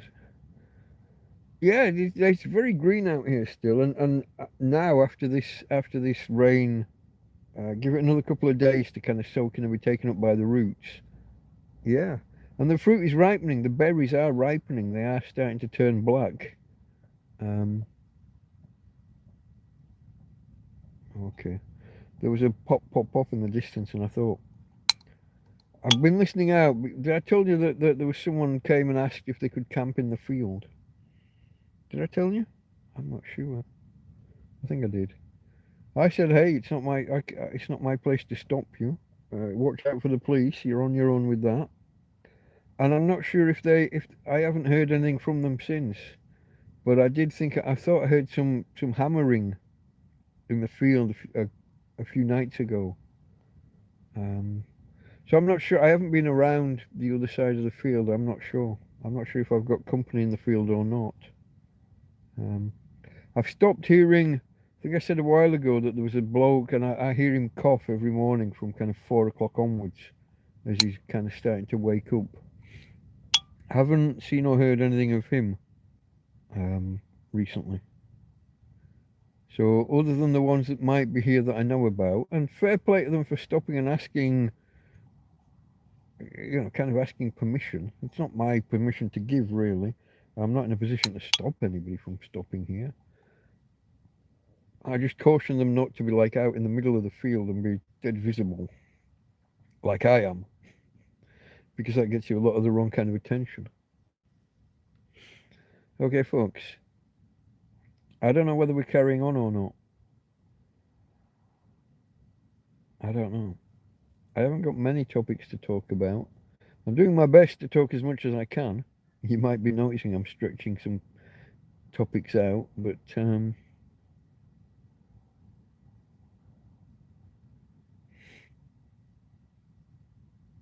I'll try for another half hour if you guys are up for it.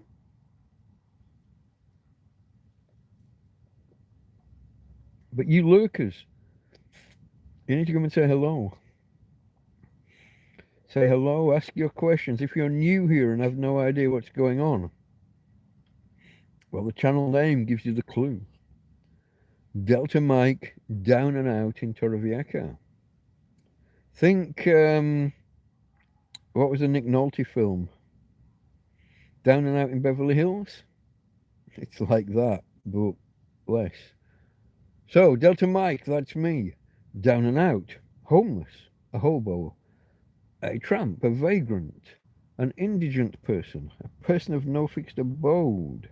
Some might say a bum. Someone who lives rough. Perhaps on the streets. Or in my case, in a field. That's what the channel's about. It's about me, my life, my struggles, my travails, and chatting with some of you guys, some of my friends that I've made while I've been doing this. Some of them have been here and met me in person. Others we just talk online. Some of them are donors who have helped me get by. Others are just here for the hangout. And that's all right either way, folks. That's all okay either way. You notice I didn't put any kind of fixed. I didn't pin a comment on chat. I'm not asking for money at the minute. I'm all good. I got enough to see me through Christmas and New Year. No problem. Probably through a big lump of January. All good at the minute. Todo bien, as we say in Spain.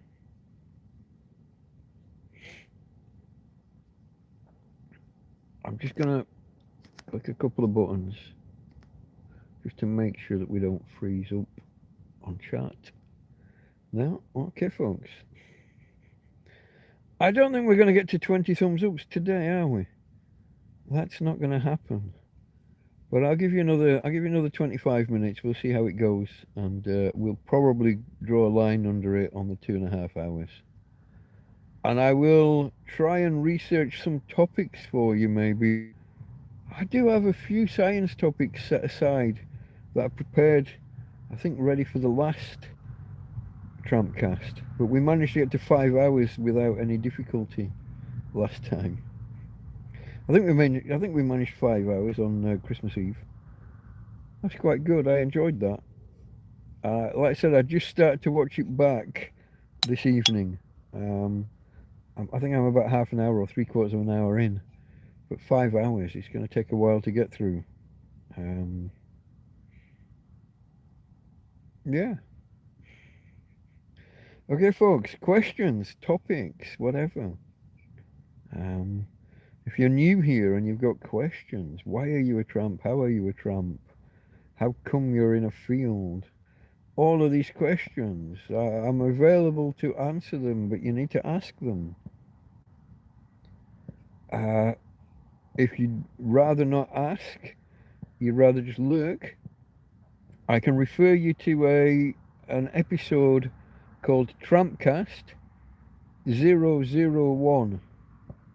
So TrampCast, then a space, and then the digits 001. And that gets you the full story. That was my first ever live stream, and I answered all the questions people had been asking me for a few months beforehand. That was when the channel was really new. We struggled to get to did you have to have 100 subscribers or 200 before you could live stream? I think it was 200. And it took a while to get there. But once we did, we were up and running. And I answered all of those questions people had been asking. So if you're not going to ask the questions yourselves, but you still want the answers, TrampCast 001. Okay, folks. I guess I'm going to have to reach for my science topics.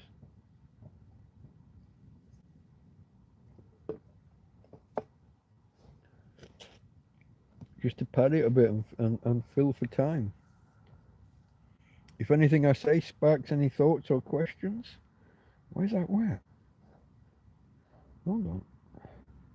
I don't know what happened there. Was it when I opened the can? Oh yeah, and if you're wondering, how's this tramp got a nice mobile phone and a tablet and electric lights and an EcoFlow and a fridge freezer in a tent? It's a camping fridge freezer. It's not a big upright. I thought about getting a fridge with a freezer box. I thought about that, but I think I decided that would need more power. That's not the right button. That's to edit the lock screen. I didn't want to edit it. Let's just get into it. Okay. I think there's just 2 or 3 sciencey topics that I set aside as not so much for emergency. Oh, look at this.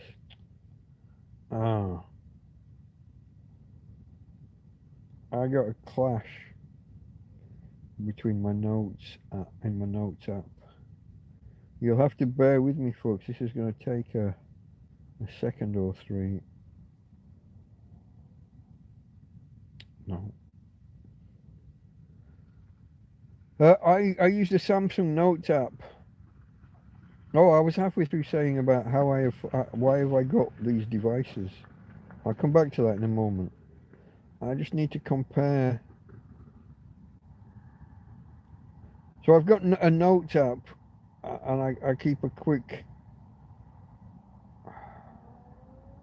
Where are we? 12ish, just got that. This one's longer and therefore newer. Keep that one. Okay. Alright. Yeah, how have I got all these devices and an EcoFlow and a solar panel and I got them because of you guys. People like you, people that have helped me. When I've had donations, I haven't pissed it against the wall. I'm not a druggie. I'm not an alkie. Like a drink, but not an alkie, not a druggie, not psychotic. So when I've had donations, I've made good use of them over the months. And at times, I've saved. I've had a lot of luck. So, for example, um, we saved up. I, I guess. I say we because me and the dog. But we saved up to buy a new tent at one point, and then my friend Karen offered to buy the whole thing. I couldn't let her do that, so we split it. So we'd had donations from you guys for a tent, but then I didn't have to pay as much for the tent, so money was left over. I bought the EcoFlow, which is like a battery.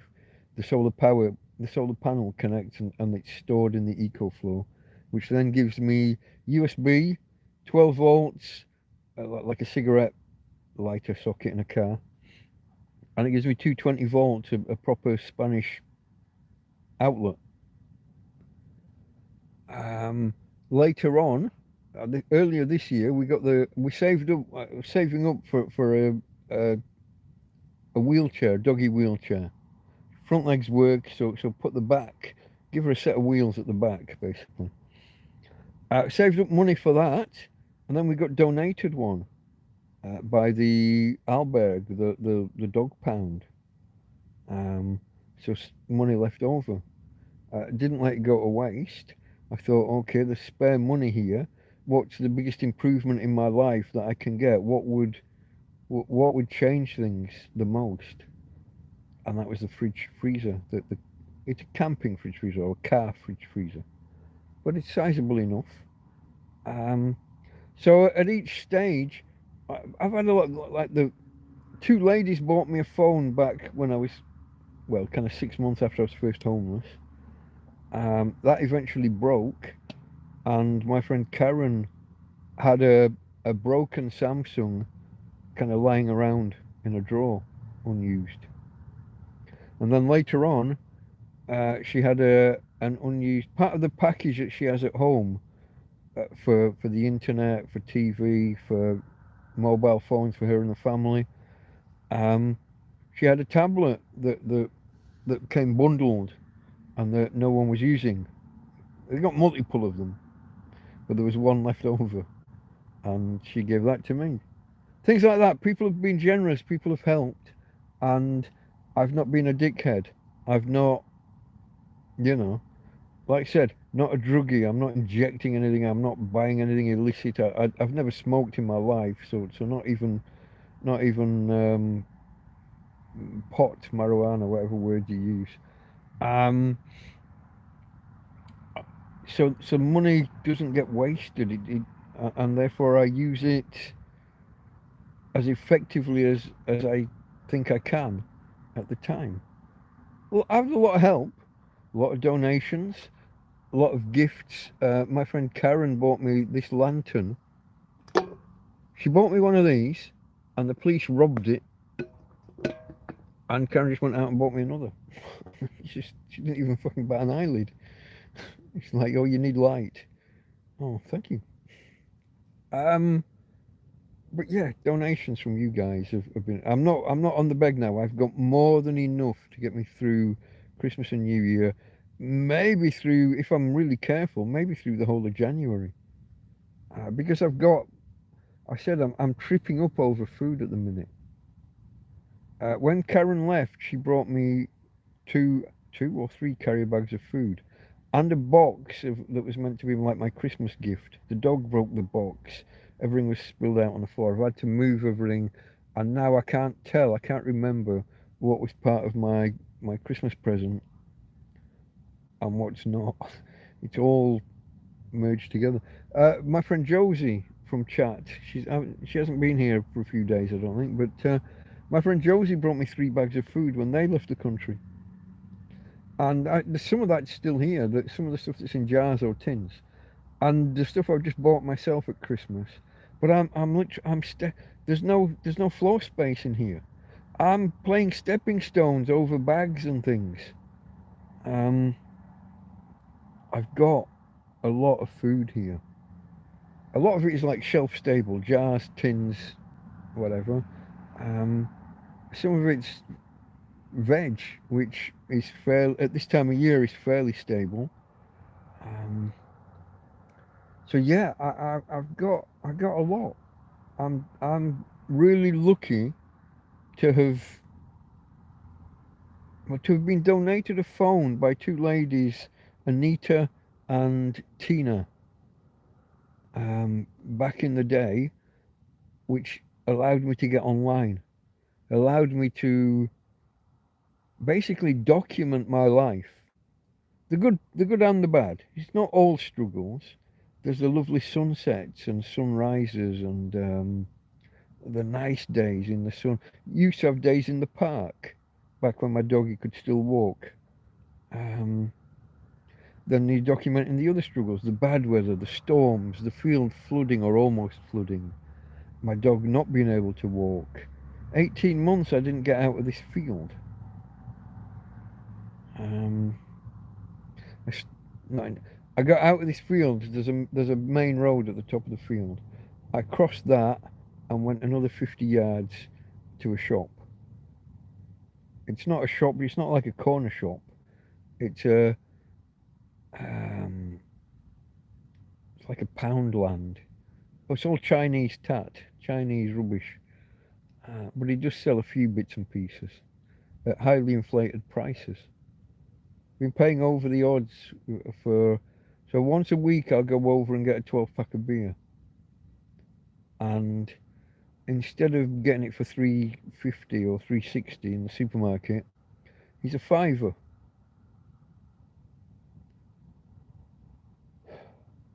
Which is cheap. You know, it's not expensive for 12 beers, but they are the low quality supermarket's cheapest brand kind of thing. So you're getting stung 50% for that. So it's not somewhere you want to go. But going back to my main point, stuck in the field for 18 months, documenting these things, and tents falling apart, mice infestation that we had earlier this year, last winter up to March or April. So I've used the channel to document that. I've had a lot of help and donations from you guys, people like you, and from some of you, which have really helped. And like I said, I've not been an idiot with the money. When I find myself with surplus, I ask myself, what could I get with this? What would be the best use of that money to improve my life? And getting a solar panel, getting the EcoFlow to store the power, getting the fridge freezer, the camping fridge freezer. Before that, I got an electric cool box, which kind of worked for a year and then didn't. It was a bit of a disappointment. It never worked as well as I'd hoped. Didn't have a proper compressor. Wasn't a fridge freezer. It was one of those. I don't remember the term. There's an electrical thing, and you put power through it, and it just creates a temperature difference. It moves heat from one side of the thing to the other, and then a fan blows it out. But not like a proper compressor and a proper fridge freezer like I've got over here now. But things like that, buying new tents and things, I had a lot of help. And the people who come and visit me in the field and bring me a meal, maybe bring me a couple of cans of beer, or occasionally a case of beer like Anthony does. Had a lot of help from people, folks. I'm very, very grateful, and I know I'm so lucky. If I didn't have this, I couldn't survive. I used to get by taking food. This isn't as bad as it sounds. I used to walk around for 2 hours a day to find food and other resources at the bins. Now, typically this will be on a bag hanging off the side of the bin.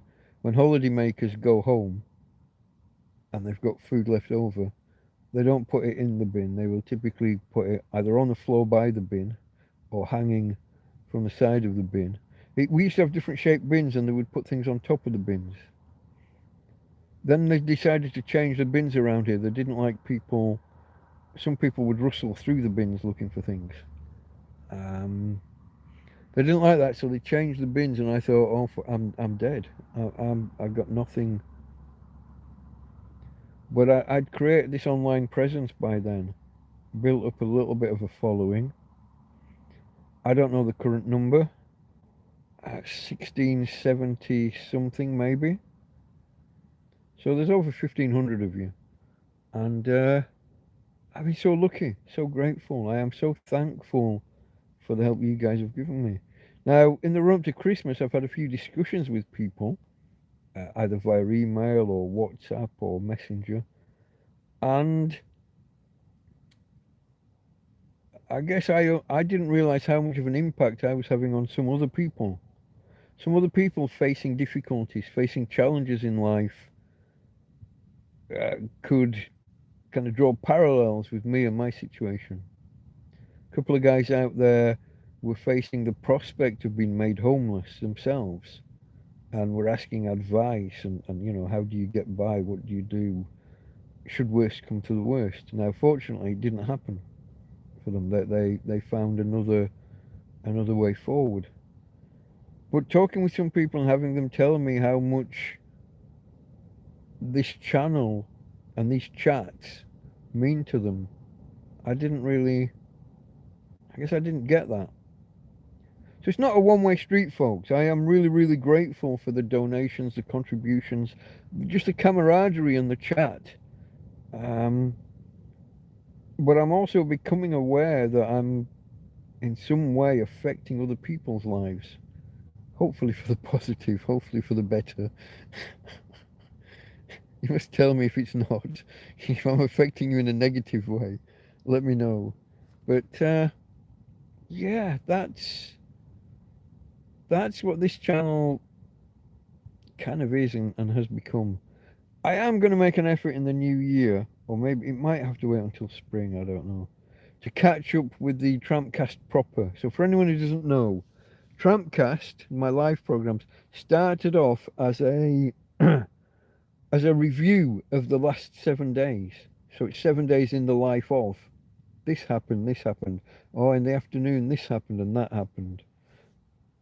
And it was like that. Just an hour and a half, maybe 2 hours, on a Sunday afternoon, 5 o'clock my time, 4 o'clock UK, 11 a.m. US Eastern. You have to work the rest out for yourselves. I can't give you all the time zones. But that's what TrampCast was. And then we started these Hangouts, which require a lot less preparation. Sometimes there's some preparation. I was about to start with some sciencey stuff. I do prepare some topics for discussion. Sometimes. It's been a while. But we're going to get back to TrampCast proper, but it will pick up where it left off. So we will be talking about 3 or 4 months ago. And maybe I'll try and do 2 or 3 a week and get us back caught up to date at some point. Sorry, one of my pillows is losing fluff, and I just saw something out the corner of my eye. But yeah, that's this channel, and that's why I've got the devices I've got. It's why I'm able to live in a field totally off grid, no electric supply, but I get by. We just went a day and a half with no power, with no solar, no sun. So from when the sun went down Christmas Eve through until basically 10, half 10 this morning, when the sun was strong enough to start powering things again, we had no power, no new power. So I had to eke out and stretch out the power that I had stored. But we managed. And I'm ever so grateful for everybody's help this last year and previous years. I mean, what are we on now? It's my 4th winter, my 4th Christmas in this field.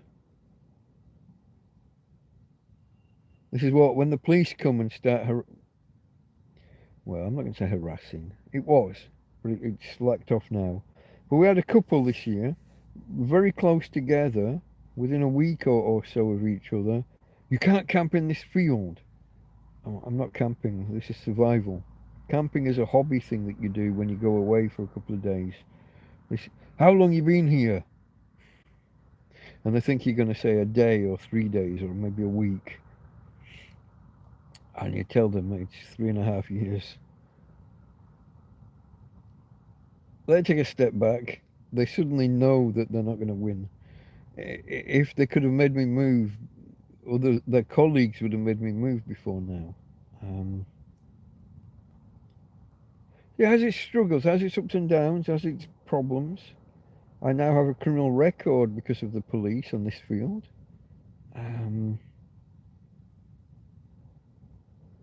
So that's not great. It's minor. It's nothing serious. But it's there, it's a fact. It might have implications for my future. Get a lift to Calais and jump on a dinghy. Yeah. Here's my mate again with Jus in rem nota quasim persona England. You did tell me what it all meant a few weeks ago, but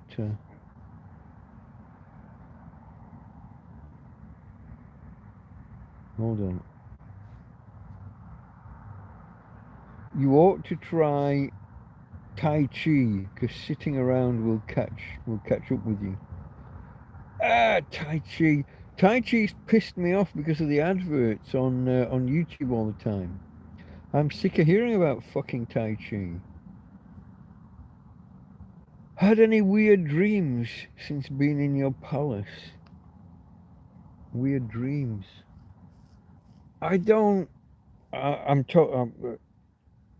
Okay. Let's not gibber. I'm not aware of my dreams. My sleep is so disturbed. I don't know that I'm actually dreaming. I assume I must be, because if you don't, you die. If you don't dream, if you don't get into REM for a week, it drives you balmy. That hasn't happened, so I assume I am dreaming, but I'm never aware of them. I have no knowledge. I could do with the odd dirty dream every now and again, but even that doesn't seem to happen. Do you feel like you've progressed? No. Well, okay. Materially, yeah. I mean, when I arrived in this field, I had a bedroll. So I had a rubber mat, a mattress from a sunbed, 2 picnic blankets, a bunch of towels, and I pretty soon after got some kind of tarpaulin. When I first arrived here, I didn't have the tarpaulin. I was literally having to dry my bedding out in the morning because the dew, my blankets were wet. So I had to take them with me. We'd go and sit in the sun on the cliff tops, and I'd spread the blankets out on the chairs on the cliff tops. Then we got a tarpaulin. I found a tarpaulin, a small one, 3 meters by 2, just enough to wrap the bed up at night. But we're still just sleeping out in a field. So I've progressed in material things. I now have shelter. I mean, how would I have survived that yesterday? If I was in just a bed outside and just with a tarpaulin with holes in it. I mean, it wasn't a perfect tarpaulin. And the picnic blankets were old and had I've still got the picnic blankets. I could show you how holy they are one day. I could recreate my bed system outside from that time. That would make a good video. I should have done that months ago, really, years ago even. But anyway, so I got from that to building myself a bed, and then I built a shelter around the bed. And we progressed, and then Simon bought me the first tent second hand, and we progressed. And then the 2 ladies got me the phone. So I've progressed in terms of my shelter, my size of shelter, state of shelter, my secureness from wet. Even if the floor in here is wet, not so much in here, but out there in the main part of the tent. Um, but mainly in terms of getting home, getting back to normality, it's very much just a holding pattern. The aim each month is to still be alive at the end of the next month. It's just, it's a holding pattern. Now I'm progressing. I'm more stable. I'm better equipped. I get more friends, more help.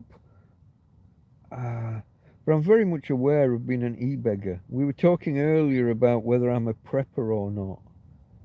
I'm not. I mean, I'm prepper adjacent. I've got the mindset. I'd like to be a prepper. I am thinking all the time about what do I need in case this or in case of that. Um, but a true prepper is self-sufficient, and I'm far from it. Far from self. I'm reliant on people bringing me help, bringing me. It's only 2 weeks ago, is it, that I went shopping in a supermarket for the first time this year. You know, I almost, I almost didn't go because I liked the idea of being able to say that for a whole calendar year I'd not been in a supermarket. But that would have been pig ignorant and putting on other people to support me. But for 18 months, I couldn't get to the supermarket.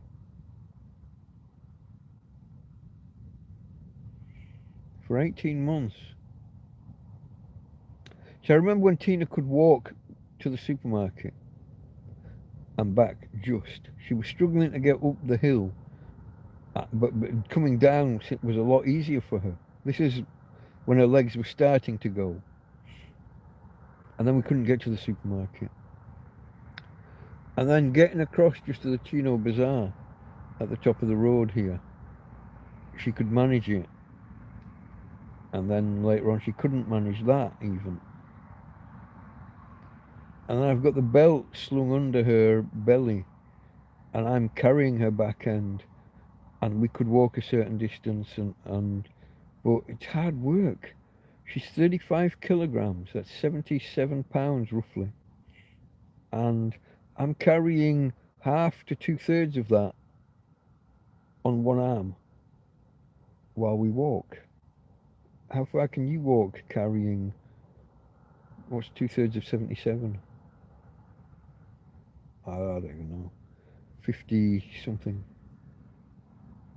52, maybe. Um, how far can you walk carrying that? And in the end, we got to the point where I had to leave her here while I went to the Chino Bazaar, and she never liked that. She doesn't like not being with me. I said when we go to the supermarket, she barks once a second every second. Leaving her here on her own. If her legs were working, she would have tore this place apart to get out if I wasn't here. She's kind of settled into the idea of not being as mobile, not being able to get around herself. And that's kind of sad in and of itself. That she's aware of her limitations and her dwindling capabilities. I'm glad she's not tearing the tent apart. But when I do go just to the Chino, I've got to get there and back as quick as possible.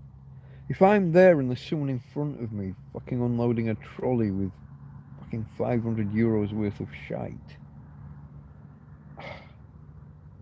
Yeah. Not good. I don't know, folks. We get by, but only just, and progress, I don't see progress. Materially, shelter-wise, equipment-wise, possessions-wise. Possessions is the wrong term. None of this is like possessions for the sake of just owning things. It's survival. You know how hot it gets in here in summer? If I put a thermometer up just under the ceiling, it's 50 degrees Celsius. Karen bought me a pack of, she did some shopping for me. She got me some potatoes and some carrots. Back end of summer. It wasn't even the height of summer, so it's like, I'm not sure if it was the end of August or halfway through September. And I didn't use them straight away, the carrots. And I went to pick them up 3 days later. Pure liquefaction. I picked the bag, my hands just went rotten, liquefied. 3 days after they were bought. So I needed the fridge. You know, it's not just a stupidness. So even though I've got these possessions, they're not just for the sake of it. They're all functional. Maybe apart from the chest of drawers and the Queen Anne chair and the carpet.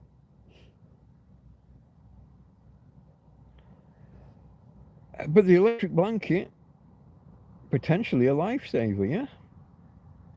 The EcoFlow. The EcoFlow River 2, if anyone wants to look up the specifics. If anyone doesn't know what the EcoFlow is, I should do a separate video on this stuff. I kind of did once, but it's been a while, and some new guys here might not know these things. But yeah, it's the battery that stores the electric from the solar panel and then gives it out to me in different formats that are useful for different things. USB, USB-A and USB-C for charging devices. The 12 volts for powering the fridge freezer, and other things. And the 220 volts, the normal alternating current output for powering things like my Christmas tree and my electric blanket and my slow cooker in summer.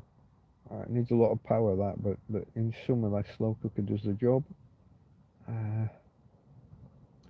Fan. I had a fan running all summer, all through the hot days. A tall electric fan, because 50 degrees. It was 40 degrees some days down here at ground level. Certainly 30 to 35 was common. So a fan just to get the air moving, help with circulating the air. The two doors on the tent, try and get a cross draft going, but use the fan to help it along, or to blow it here into the bedroom where you're not getting the cross breeze. So, donations, much appreciated. But my wise decisions, that sounds arrogant. My not blowing it on silliness, saving it up until there's enough to make a decent step change in life. Oh, my nose is still itching, folks. So yeah. So in answer to your question, do you feel you've progressed? Yes, in some ways, no in others. Okay, I'm back here. Moving forwards, folks. Weird dreams, I answered that one. I haven't had any dreams that I recall. My sleep is so disturbed. Anybody come up or down the track, even people going on the main road at night, you get drunks on the electric scooters, shouting at each other and whatever. You ought to try Tai Chi. Yeah, no. I ought to remember what the Jusinram thing was. It's only last week that you told me. Get a lift to Calais, jump on a ferry. Yeah.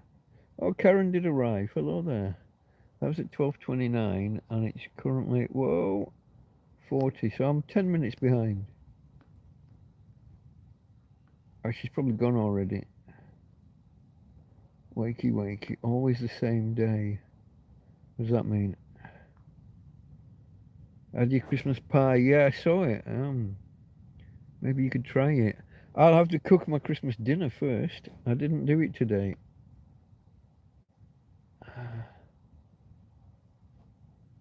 Yeah, she took all of her leftovers and put them into a I don't know if it's flaky pastry or not, but yeah, she made a big pie out of the Christmas leftovers. Savoury pie. Yeah. What am I missing? Oh, okay, hi, UK Richie. Yeah, Christmas. Peaceful, that's what you need. The quiet Christmases are the best Christmases. If ever you have a hectic Christmas, it's the ancient, I'm going to say Chinese curse, isn't it? May you live in interesting times. If things are interesting, it usually means what?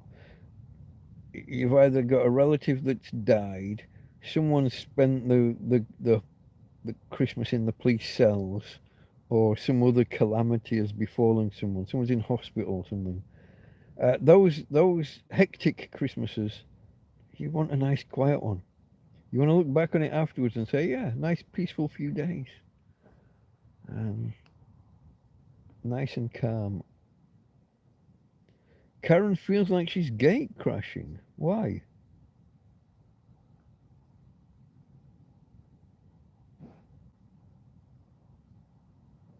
Am I missing something? Metal framed glasses will last longer. They probably would, but you end up paying what, 80 quid for them or something, instead of 2.99 or a fiver. Um, we're gonna go with the we're gonna go with the what's the word I'm looking for? The Poundland.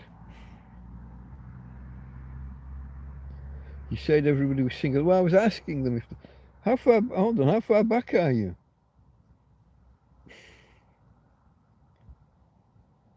That conversation was ages ago. Check for the little red button. The little red dot in the bottom left that says live. I would expect that a high proportion of my audience was single, higher than average, just because who else is sitting there listening to a fucking tramp prattle on for 3 hours, sometimes 5 hours or 6 hours. I was going to call it quits at 2.5, and suddenly I got in a roll. I was struggling for topics to talk about, and I will be again shortly, I'm guessing. You're behind. I'm up to date now with chat. But how long ago was the conversation about everyone being single? That's not recent. 12:43. Yeah, no, that's now. What's that football? I've got a football score on screen for some reason. All right, now that I'm caught up, I run out of things to talk about. So I reach for the brandy first.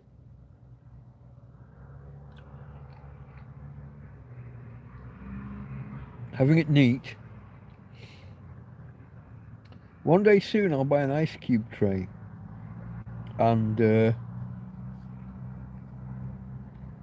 I'll get everything as cold as I can in the freezer, in the fridge freezer. I'll take everything out of the freezer compartment and put in a separate cooler. I've got a couple laying around now somehow. Karen. And then I'll make some ice for my drinks, maybe.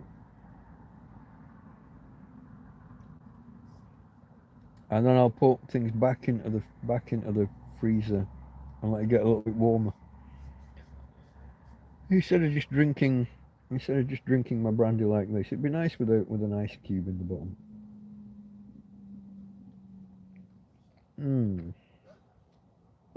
I do like a nice brandy. Or brandy type spirit. I don't think they use the word, do they? I've done well with it since I opened it on Christmas Eve, didn't I? I think I opened it on the channel, in the Christmas Eve podcast, Christmas Eve Hangout. Bebida espirituosa, spirit drink, ideal para consumirlo solo. Ideal for drinking it alone. On its own, I guess that means its own. Or with coffee or combined, or combinado. Con cafe or combinado. Ideal for drinking on its own, with coffee, or combined. Mixed, I guess. But they don't use the word brandy anywhere.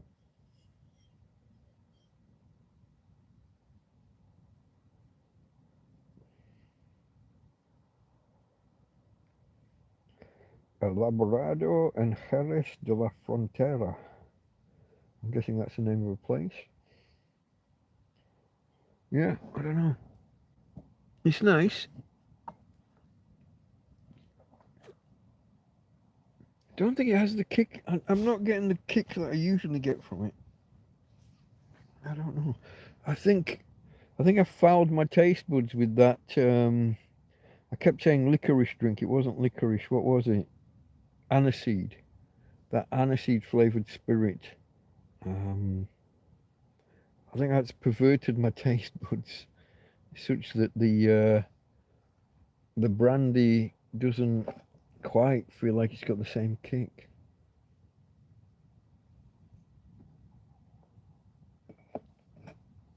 Oh, where are we, folks? Brandy should be at room temperature. Yeah, even above that, because if you have a proper brandy glass, you put your hand and you cup the bowl of the glass. Don't I know things. I know how things are supposed to be done. In fact, your hand warms it, and then you breathe into the glass to warm it even more to get the vapors and inhale those. How long does it take to make ice? I don't know. I haven't done it yet, because so there's a small compartment which is the fridge, and then the larger compartment is the freezer. But I got more stuff needs storing, so I've only been using it kind of as a fridge. I set it to minus 15 degrees, but it'll be hovering around 3, 4, 5 degrees plus 3, 4, 5. And I want to get it down cold because I'm only running it for a few hours a day. It's not on continuously. So I run it and it goes down to what it thinks is minus 15, but that's just where the sensor is. All the air inside the box and the other stuff hasn't got that cold yet. So it quickly, when it's turned off, it quickly settles back up in either the low minus numbers, minus 1 or 2, or maybe slightly in the plus 2 or 3. And then over time, it's going to rise a little bit more again until it's at a temperature I'm not happy with. And if I've got enough spare power in the night, I'll turn it back on for half an hour, get the temperature back down. But we've just come through 36 hours with no sun, and I didn't have spare power, and I had to just let it go, and it got up to 8 degrees.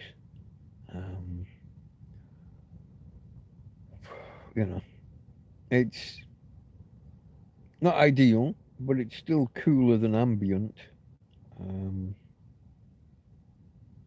In the day, anyway, it's cooler than ambient. At night, that probably is about ambient temperature.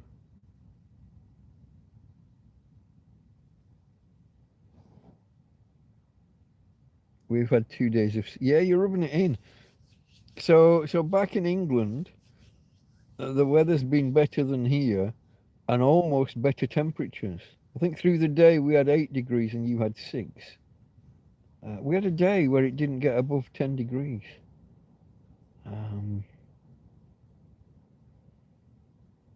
Yeah, she's in the north of England.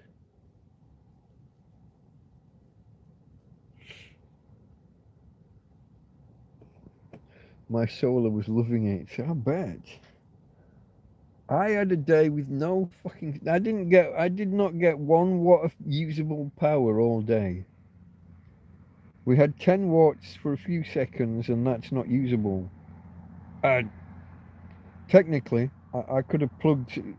When it's low like that, it can get passed through to the USB directly. It bypasses the main mechanism. So I could have made use of that 10 watts for 20 seconds or whatever it was, but I didn't. We really didn't have a usable. We got to get 15 watts for it to charge the EcoFlow. Sun in the UK. Yeah, fuck off.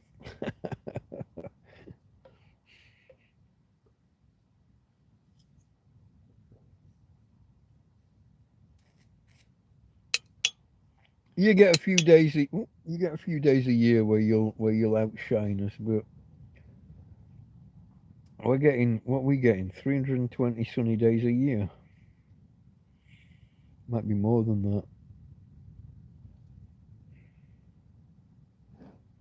Had to pull the blind down. I couldn't see the TV. Do you know our first LCD or LED TV? That was a Samsung as well. We had to keep the fucking curtains closed all the time. Any daylight, it had a very shiny thing, but it was also a dim image. Um, Even after I tweaked all the settings and turned everything up, we basically for the few years that we had that TV, we basically had to keep the front room curtains closed. Yeah. Andy got sidetracked with music. Anything particularly good? Still going, yeah, yeah. We're here still. Nihilistic. Where are you pulling that from? What's in that in connection to? Sun in the UK. Nihilism. Nihilistic. I'm not catching the connection.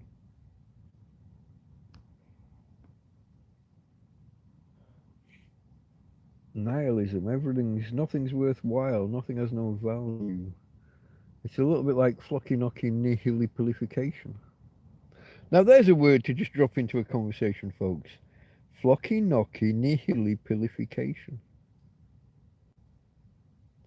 To value as worthless.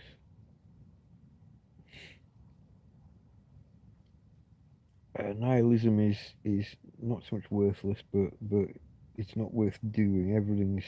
There's no point. Goth or emo,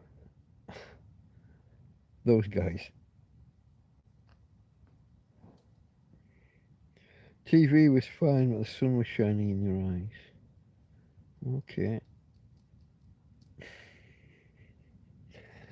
First world problems, eh? Could be worse. You could be living in a fucking tent.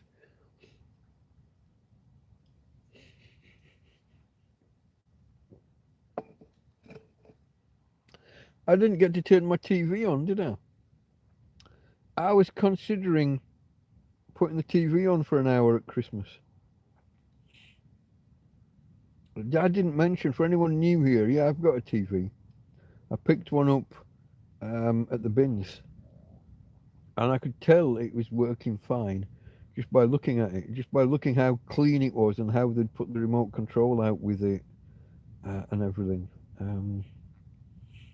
That was a few days before I got the EcoFlow. We brought Joby, an Englishman, was living in the field with me here. He helped me. We'd been shopping, and we saw the TV on the way up to the shop, and I said, if that's still there on the way back, I'm taking it. And he helped me. I think he took the shopping while I took the TV. I'm not sure. Maybe that way around. But that was a few days before the EcoFlow was even delivered. So we had to wait 2, 3, 4 days to even test it. But it was fine. It's got a bit of one of the speakers is a little bit bust, a little bit scratchy wouldn't be the right word. The bass notes crackle a little bit. But free TV, tramp in a field. I haven't got an antenna or aerial, but I can download stuff off the internet, put on a pen drive, and plug it in the back.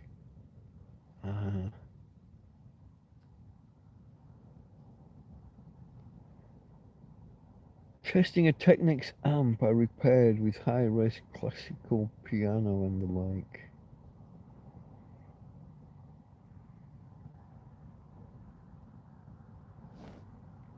Testing a Technics amp. Okay. See, beyond me. I hang around on Big Clive and Scruff Dog channels, but I'm not. I'm not as what's the word? I'm not as techie, I guess. I'm not as technical as those guys. I'm not as technical as the rest of the technical family. Um, I was more using computers, programming and web design and internet security and setting up servers and things. Um, I did used to build them and repair them back in the day, but I was never a soldering iron guy. I was a slotting bits together and, oh, your RAM's gone bad, we'll replace the RAM. Oh, you want a hard drive upgrade? Okay. Oh, you've got viruses. Yeah, I'll get rid of those. I was that guy, but I wasn't soldering iron and repair.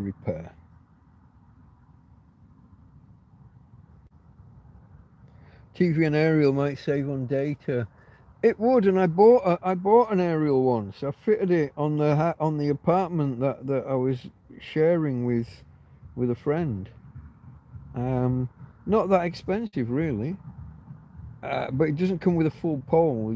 I'd have to. I don't know how I'd get it up in the air. It only comes with a short. It assumes you've got some. It assumes you've got a building to attach it to. Um, and I don't. I don't. Um, yes, in Spain, yeah, that would work. I mean, the TV defaults to Spanish, but there's a sound button. So if ever you're watching anything that's either a British film or an American film or TV program, um, they broadcast the English audio alongside it, and you can select. You can select your audios and your audio or your subtitles. Uh, Broadcast TV, this is. So that's pretty good. The fact that they broadcast both audio tracks, um, the Spanish dubbed version and the original English stroke American. But I don't have a problem with data. I mean, I'm spending 15 a month on data because I'm doing the. Well, originally I went for the higher package because of this internet stuff. I was only paying for 50 gigabytes. No, it was less. No, it might have been 50. I was paying for 50. But over time, you just get more and more and more for the same money. And now I get way, way more than I need. And it rolls over as well. Anything unused rolls over. But I've got like a full month rolling over. I don't get through the rollover. So there's the amount that's rolled over that's listed separately. And then there's the amount you've paid for that month. I get halfway through the rollover. And the month's over, that expires. But I've still got that month's full allocation, which then it becomes my rollover the month after. If I switch to the next package down and save a £5 a month, I think it is, I lose that rollover. I'd be starting again from scratch with a smaller package. I'm not sure it's worth the risk.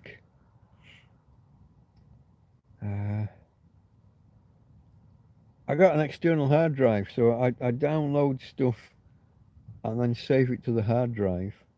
And I'm still backing up a lot of my YouTube videos and either the whole videos or the clips that go on them, that go into them.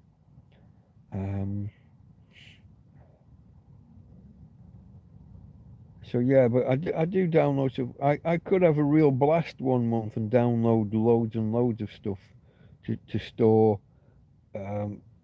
connect to the external hard drive through an on-the-go adapter, an OTG. Used to be an OTG cable, but now that got stolen by I had multiple, got stolen by the police.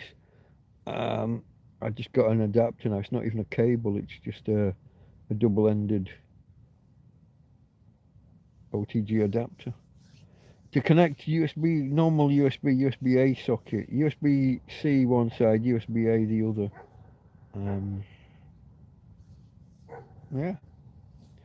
Technology, folks, technology. What do you do?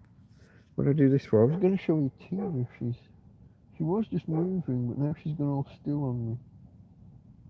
You okay, babe? Here you are. Can I show you to the peoples? Would you mind? It doesn't involve shining a light, so she might object. But for anyone who's arrived late, oh, that's not going to work. I've got to flip the phone first, and then do the light. I was looking for what. I was wondering why there was no control for the flash. I was on the wrong camera. Here's my girl. Hello, babe. Hello, babe. You just keep your eyes closed. That's right. But here she is in bed with me. Hey, babe. Oh, you are toasty cutely asleep, aren't you? You are. There's my girl. Okay. Oh. Okay, and back to the ugly guy that thinks he's the star of the show. Here we go. From cuteness, from the beauty to the beast, I guess. What else can I say, folks? What else can I say? We managed 3 hours. Are we still going? I guess we're still going. If you guys keep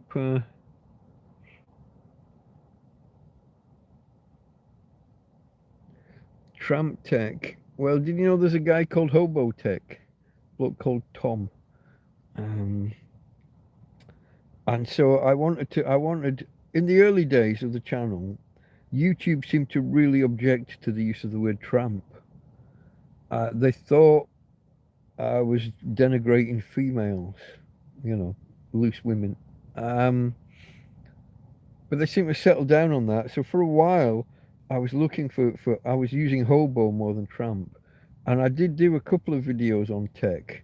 After I got the batteries, the AA and AAA batteries that plug directly into USB-C, well, USB-A to C, because they don't follow the spec properly.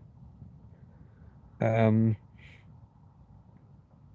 did a couple of videos on tech, and I was trying to go with I wanted to go with something like Hobo Tech, but I think I created a playlist, and I might have actually called it Tramp Tech, but I never went anywhere with it. I was gonna buy some more stuff from like AliExpress or Temu, just €1, €2, €3 gadgets and stuff. But I never fully went that way. I didn't. The idea was to kind of buy a few things to begin with, and then try and build up and do reviews and unboxings and reviews and things. But I don't know. I never got on with it, and I'm not sure it would have fit.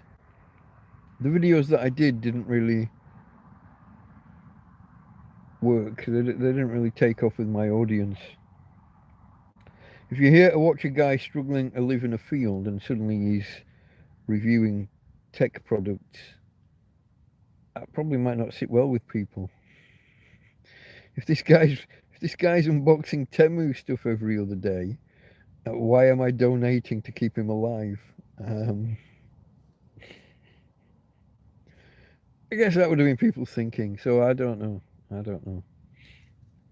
I keep dreaming about reviewing EcoFlow and having them, send me the next model up. I'd love a Delta. It doesn't even have to be a Pro, but just an EcoFlow Delta. Whatever number, even the original, the what you might call Delta 1 now. It was never called that, but I would love stuff like that. But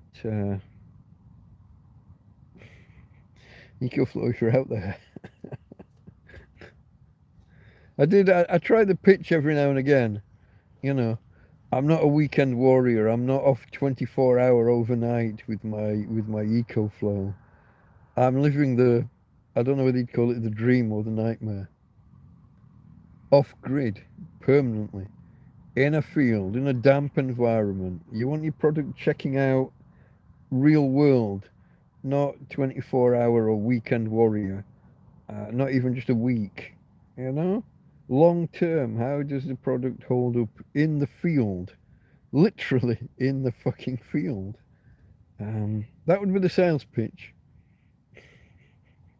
That would be the pitch to EcoFlow, to see if the product measures, or to any of their competitors. Jackery, if you're out there, if EcoFlow aren't fucking picking up on my offer, if you're out there, Jackery or Bluetti, All Powers, what was that one on the other day called? Something like Oops. I don't know why you would call the company Oops, but there's a company out there that makes these things, and they're called Oops. Oupes, maybe. Oops. I did it again. Yeah. EcoFlow, you better get in here quick before your competitors come jumping in. Real world testing in the field. This field. Damp. The occasional. I put it out the other day. I put the EcoFlow out and the solar panel facing this way, chasing the sun, and it started raining, and the EcoFlow wasn't. So the panel was leaning back, and the EcoFlow was kind of half under it, but not really, and it was in the rain. Real world, folks. I thought it was tucked nicely under. I didn't think it was going to rain. Then it rained, and you go out and you find that there's a lot of water sat on top of your gizmo. It should be able to handle it though, yeah? Let's call it showerproof rather than waterproof, with adequate precautions. No, none of these companies. The only company that's approached me about any kind of sponsorship was Oukitel, with the phone. I used to have an Oukitel phone back in the day. It was like a brick, kind of octagonal, a rectangle but with the corners shaved off, chamfered off. Oukitel. It was a 10,000. What was the letter that went with it? K 10,000 or 10,000 K? Oukitel K 10,000. Really big battery, lasted forever. Really solid phone. You could drop it, you could throw it, you could run a car over it. Probably. I never did, but you probably could. And I was mentioning it one day, and I was approached by them to take the next model, and I was like, oh, maybe, yeah. And then they start asking all sorts of questions about what model, when, where do you buy it, have you got the receipts? And then they wanted to move the conversation to WhatsApp instead of just email. And at that point, I got a little bit suspicious. You hear a lot of scams that want to move to WhatsApp. So I just let that go. Firstly, I couldn't answer all their questions. I don't have receipts. I bought it from Amazon, but I don't have access to that account anymore. It was under a different email address that expired when my financial issues happened. My email address was first name at firstnamelastname.co.uk. And of course, I when my financial issues happened, when the bank cut me off from my money, I couldn't renew the domain name. Could plant a fast-growing tree. I live on a cliff top. It's pretty solid rock as soon as you get below the surface. 50% of tent pegs bend in half before you get them in the ground. 15 a month. Yeah, 15 a month for basically all I can eat data. It's got phone calls as well. Texts are no longer proper real text, SMS, no longer included. Those have just disappeared from the package, not supported anymore. You have to pay for those if you do a text. But as someone who sent approximately one real text this last year, I don't think that matters. I'm not going to miss it. Never used it. You know what I mean? Hardly ever. Almost never used it. I guess I'm the same as everyone else.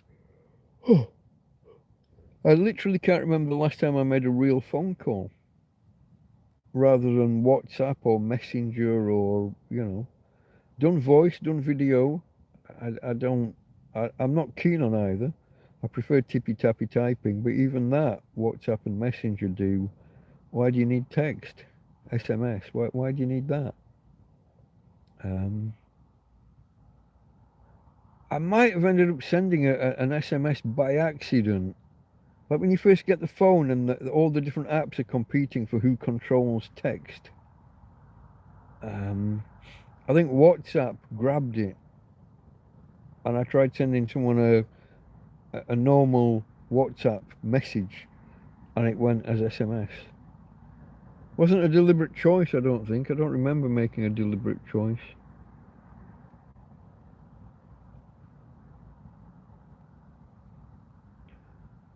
Not Andy, just Mike. I'm lost.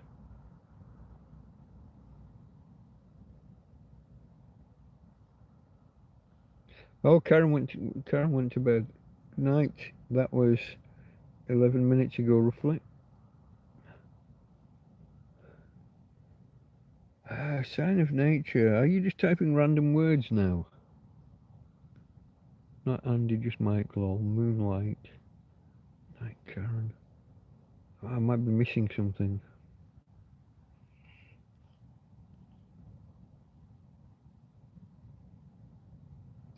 Everyone's saying good night to Karen.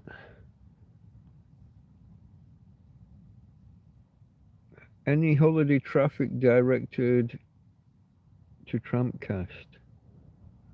Holiday traffic directed to TrampCast. You mean have the viewing numbers been any higher? Don't think so. If that's what you're asking, I'm not entirely sure. I can see my. It might not be picked up on the camera. I can see my breath in front of me.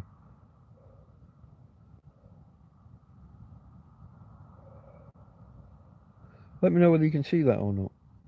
Maybe this way with a black background?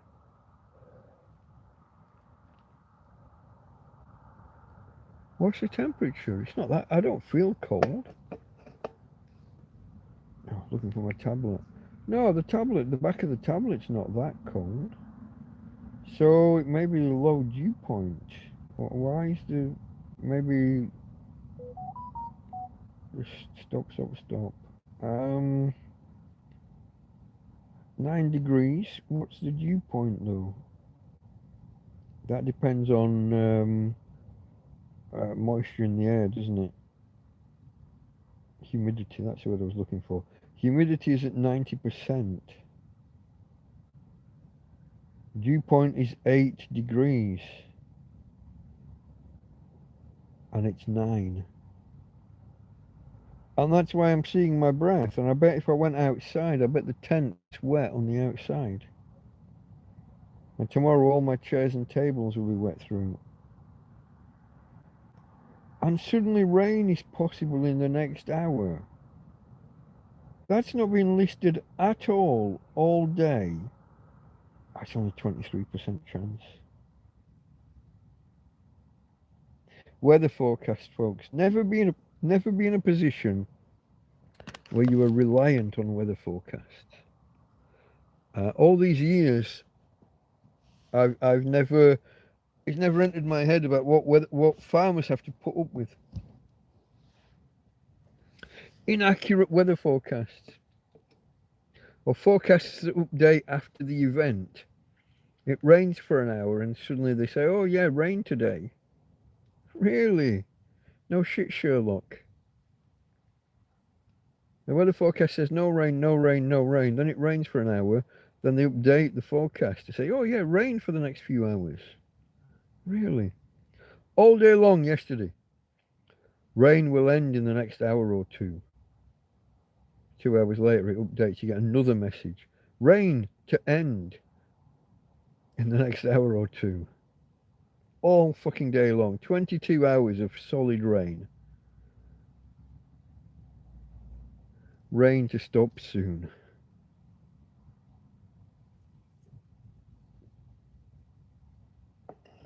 Somehow I don't believe them anymore. Could be worse if you had £1 million trapped in a bank. Is that worse than having 7 grand in the bank and not being able to get to it? If you've got it trapped there and you can't get to it, it's kind of as bad either way, isn't it? Oh. Okay, folks, we are on 3 hours 15. I'm going to go to 3.5 if that's okay, and then we'll call it quits there, I think. In fact, I may have to go for a pee before then. The bladder is starting to feel a little uncomfortable. It's a bit of a palaver to get over there because, like I said, my floor's wet, so I have to put shoes on.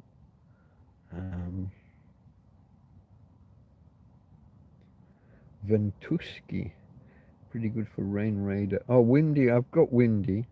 I use the built-in one, and the Google search, like just search for Torrevieja weather, so name of town and weather. I use those two, and if they're in agreement, I'll leave it at that. If they disagree massively, I'll load up Windy. It's just a little bit slower to load and a bit.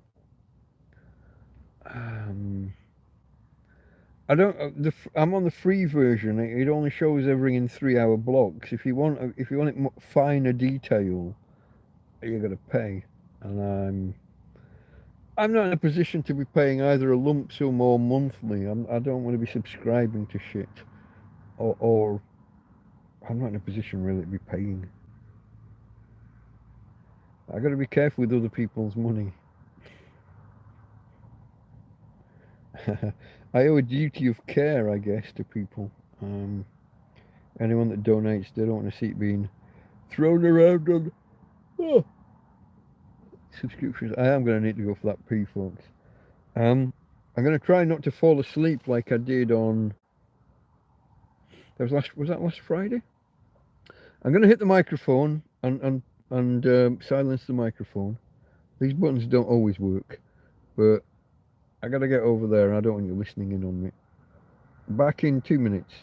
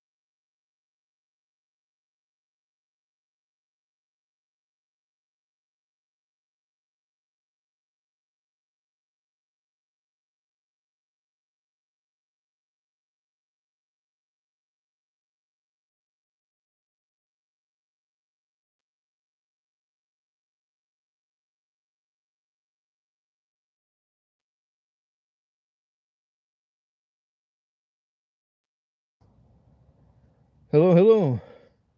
Audio check. Can you hear me again? Oh. Oh. Okay. I just stole a kiss from my little miss on the way back. Hey, babe. Okay. Go back to sleep now. Settle down. Can you hear me okay? Is there anybody there? Knock once for yes and twice for no. Beer can's almost empty.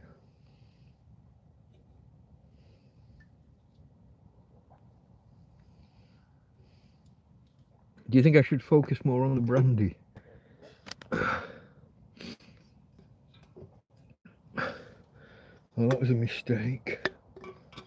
I've taken the front can, leaving. Means if it falls over, it could fall forwards and onto the phone. If Farmer was here, he'd be telling me off. Audio is good. Okay. I had an incident a few weeks ago, maybe a month ago, where I turned off.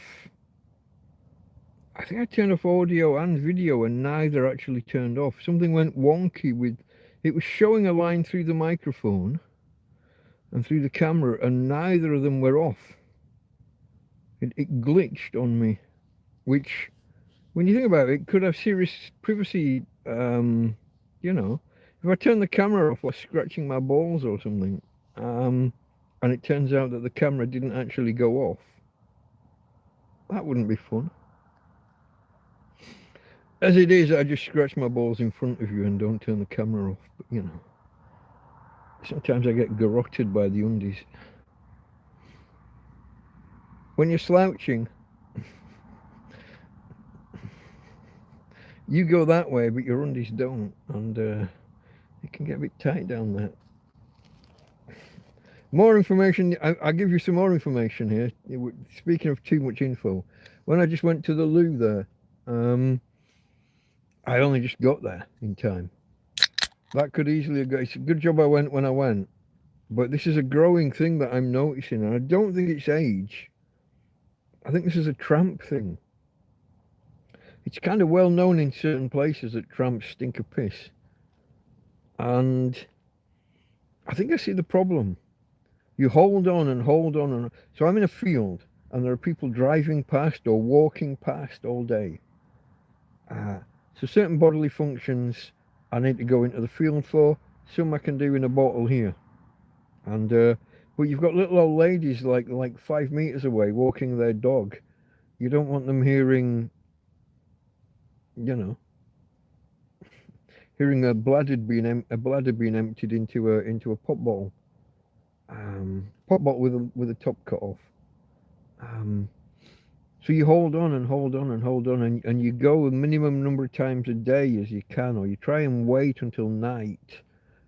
And I think that has a detrimental effect on the body in the end. You lose, when you really need to go, but you don't, I think your body loses the sensitivity. You start losing the signal that it's time to go, and that, oh, you really need to go now. Things get a little bit more awkward and a little bit more on the line. I thought, like 5 minutes before I went, I thought, oh, it's starting to build. And suddenly I'm only just getting there in time. There's no margin for error anymore. Normally you get that feeling and like you can hold it for an hour or more. I'm losing because I'm holding and holding and holding. Like I said, too much info, and you know. But that seems to be a thing. That seems to be a thing, and I think I understand the stereotype about tramps.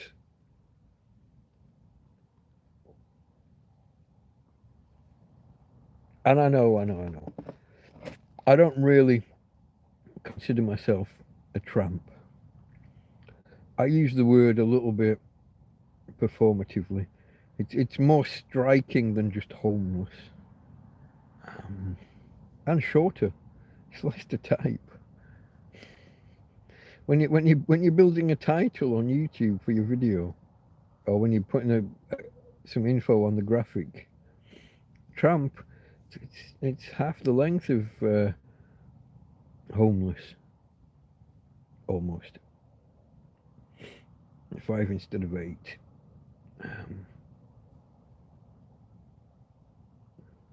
Okay, folks.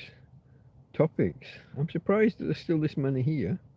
If you're new, not new, but if you've just arrived and haven't hit a thumbs up already, you could think about it.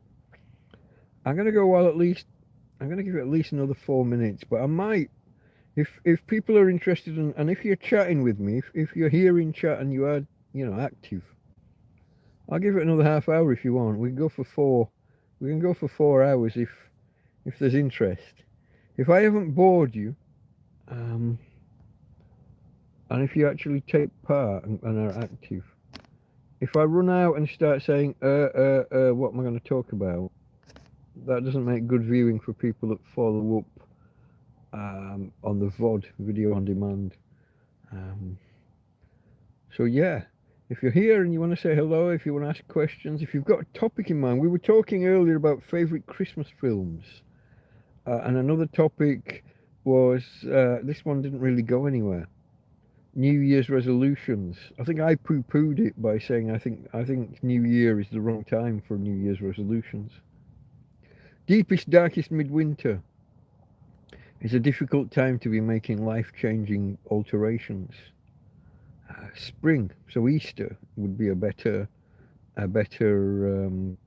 or maybe April Fool's Day. That's more of a fixed. It's a less movable feast, literally, isn't it? Easter is a very movable feast. I can't remember what the rules are. There are rules for what it is. It's so many days after such and such a full moon, and before this, that, and the other, and you got to hop around on your left leg while rubbing your right buttock.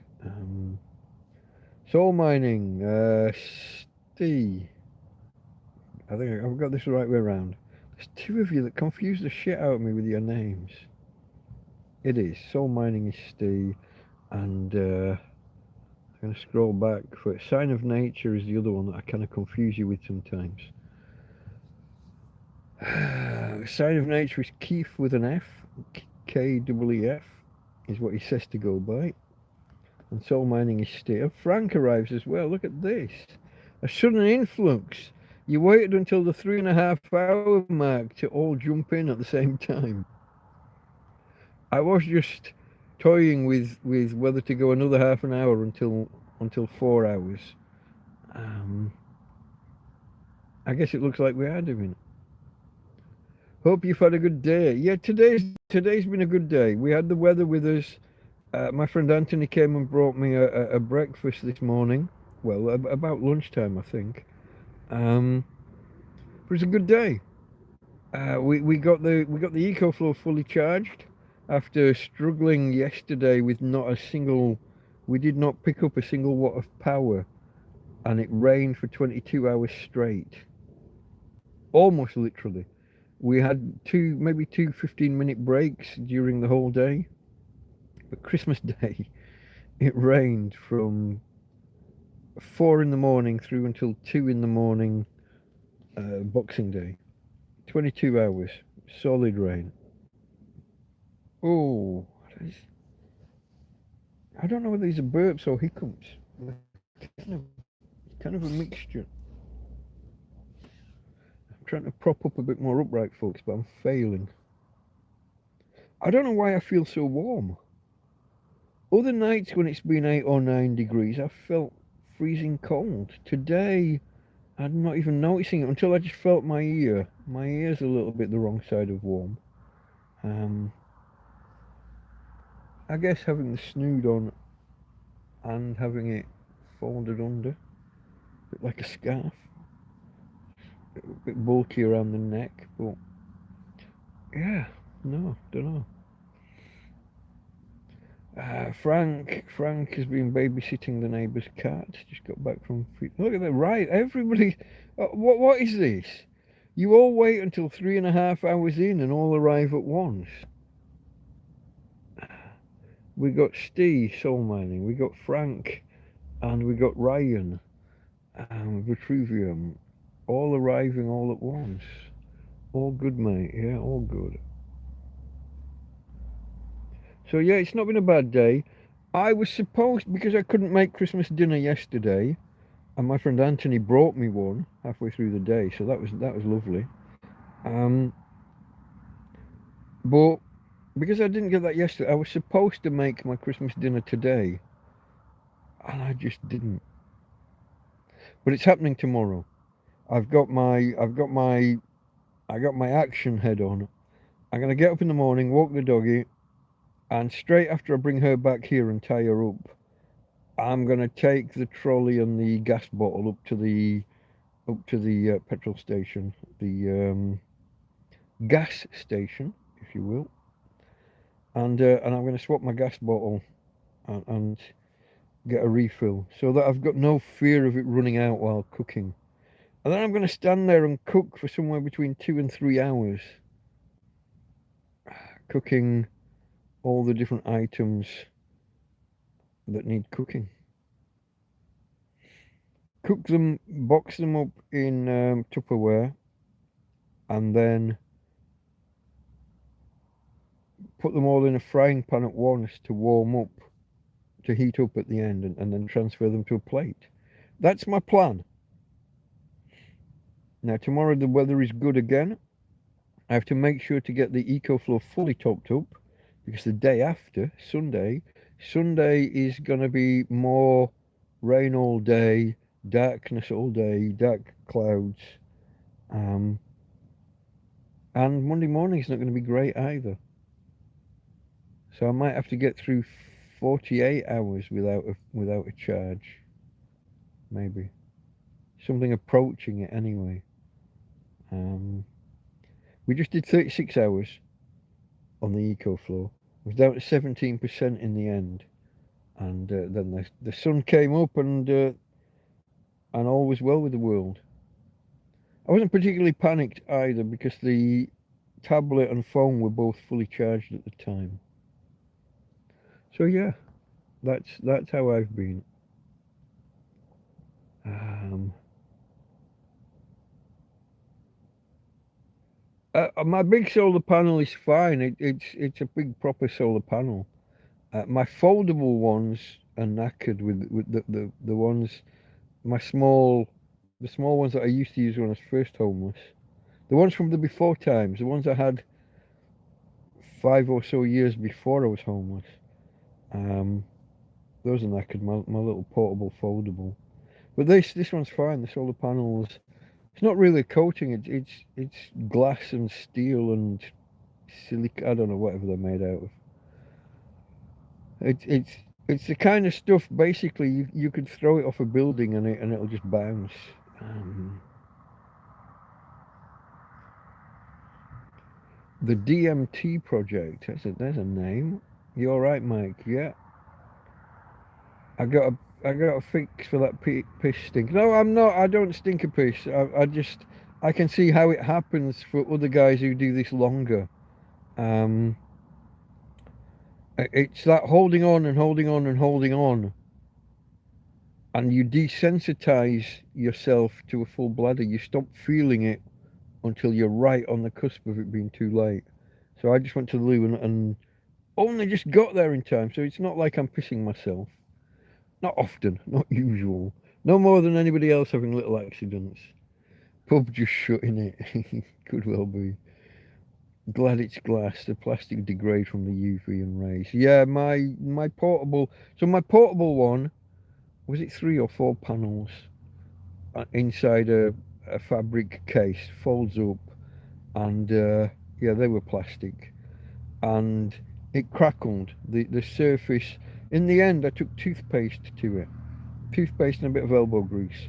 So toothpaste is a mild abrasive. So once the surface started to crackle and go frosty white, I was taking it off by rubbing with toothpaste. But that was those were just I think the whole panel, the whole set was meant to produce 11 or 12 watts. Basically, there was 2 USB ports, and they shared the power between them. and it was never particularly great. It was. I mean, it was adequate. Just connect one phone, you're fine. If you're trying to charge a phone and a tablet, it was deathly slow. But that's why. Well, no, after that. So okay, let's go back. Mark and Jeff, two gents, um, appeared on when I published about that plastic surface crackling. They said they had a solution. They'd been of a prepper mindset, and they'd bought these small panels, and two small panels. Well, I got one initially, a small panel, a solar charge controller, and a 12-volt battery, which they came and gave me. And later on, when it got to winter, I started to struggle to get enough power. And they said, "Oh, we've got a second panel." And so I hooked that up. A cheap charge controller and I think a cheap battery. What was happening was through the day, while the sun was on the panels, I could charge anything up. The battery never really held much power. I think the charge controller, I had all the right settings in for the type of battery, the battery chemistry and what have you. But it was, the voltage was jumping around all over the place. I think the charge controller was breaking the battery. So since it went dark, I could charge things for about half an hour. And then it ran out of power. I've got videos on it way back. The joke about the charge controller had 4 lights. Yeah, I even cut in a Star Trek Next Generation clip at one point. Picard. There are 4 lights. Charge controller showed 4. Whenever the sun shone, it showed 4 lights. As soon as the sun went down, it dropped to 2 and to 1 and was gone. They were good blokes. They thought it was the battery. They brought me a new battery, and then they brought me a new charge controller. Yeah, no, that was immensely helpful, even though it never fully worked properly. Through the day, I could charge everything up, and that was, if I charged that and a little power bank, a little, five. Here we go with thousands of milli. I fucking hate it, but it's what everybody says, so you got to kind of say it. I had a 5,000 milliampere hours, and I had a 10,000 milliampere hours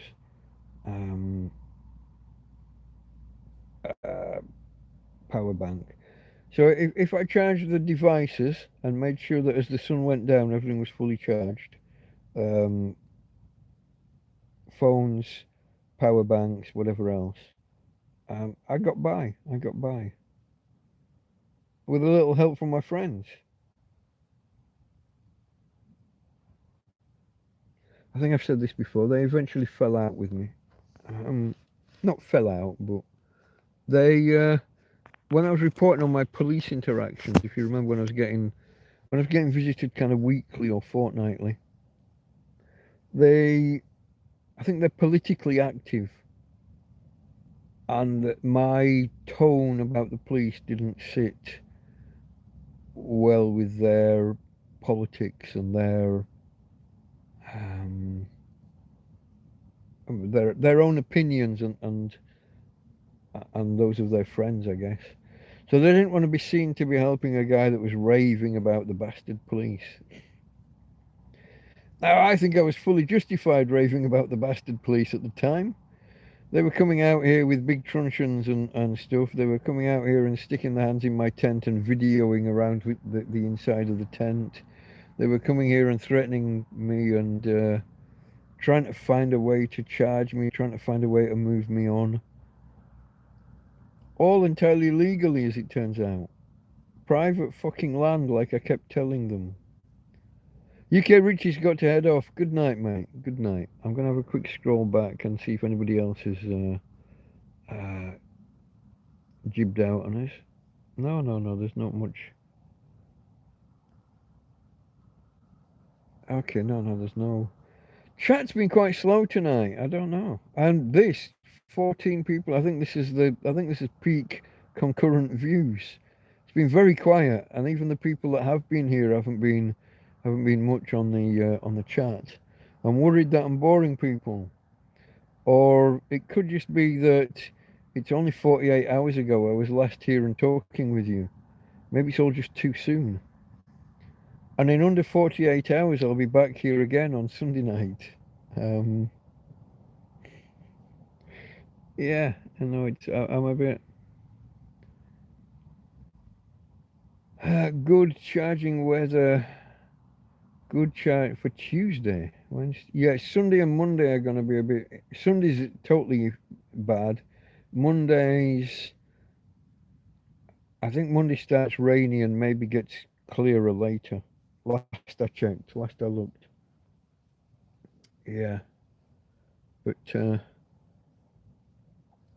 got to make sure that tomorrow night, when the sun goes down tomorrow, I got to be on 100%. And I've got two power banks here, two little ones. One won't take a charge from USB, but it's got a solar panel on it, so I'll put that out and try and make sure that's topped up. I've got a little green one, it's got no weight to it. I charged it up fully a couple of weeks ago, but I bet if I was to try and use it now, that will have dissipated.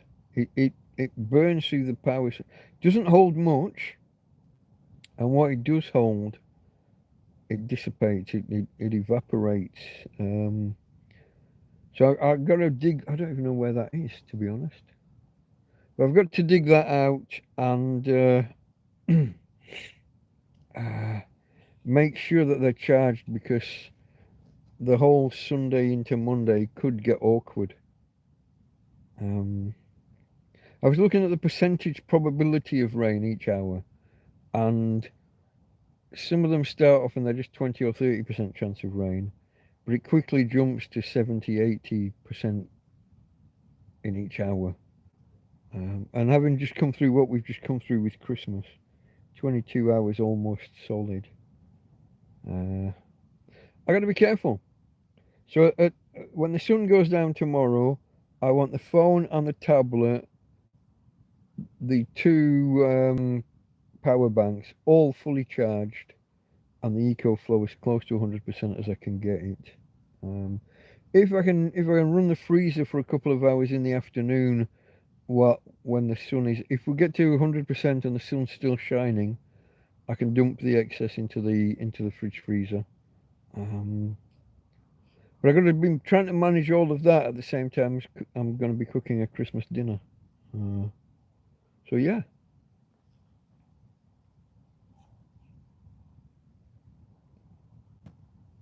Oh, I had one of those survival radio things with the hand crank, solar panel, built-in battery.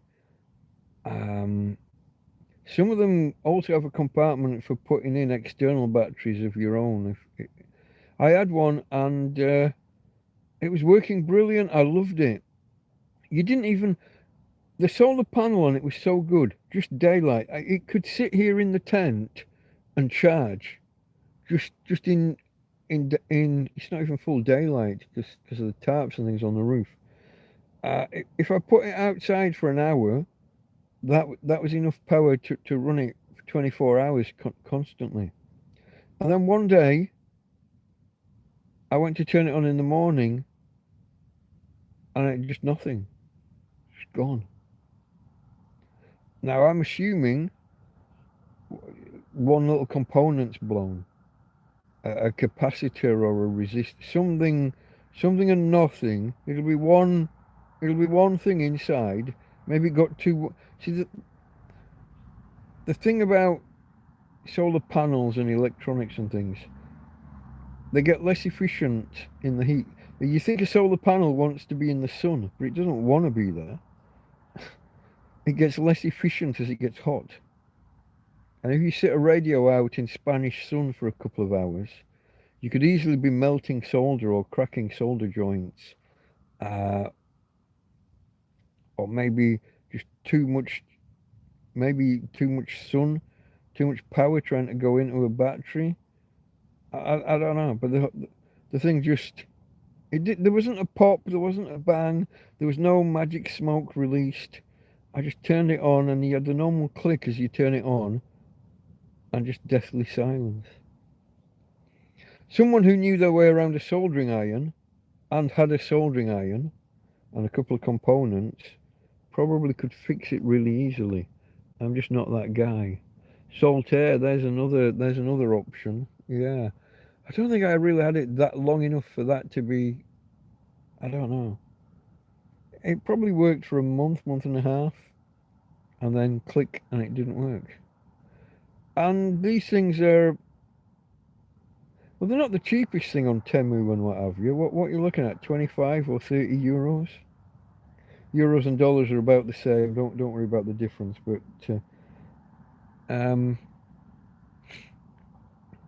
yeah, they're not. It's not like I can go across the road and get a radio for €6.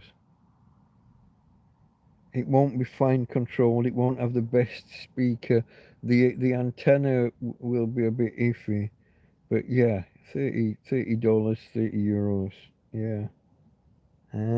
But someone bought me that, and then it stopped working after a month and a half, and that's a little bit. Like I said, whenever my friends or my donors are not getting value for money, I feel bad for them. I feel like I've let them down. Yeah, you got that weather band, that NOAA radio stuff, haven't you? The National Oceanic Atmospheric Agency, or whatever they're called. We don't have any of that over here. So that band is kind of useless. They all have it. All the radios have it, but it doesn't do anything over here. But the AM/FM stuff works. I'd probably, if I was buying a radio now, I'd probably want one with shortwave as well. AM/FM and shortwave.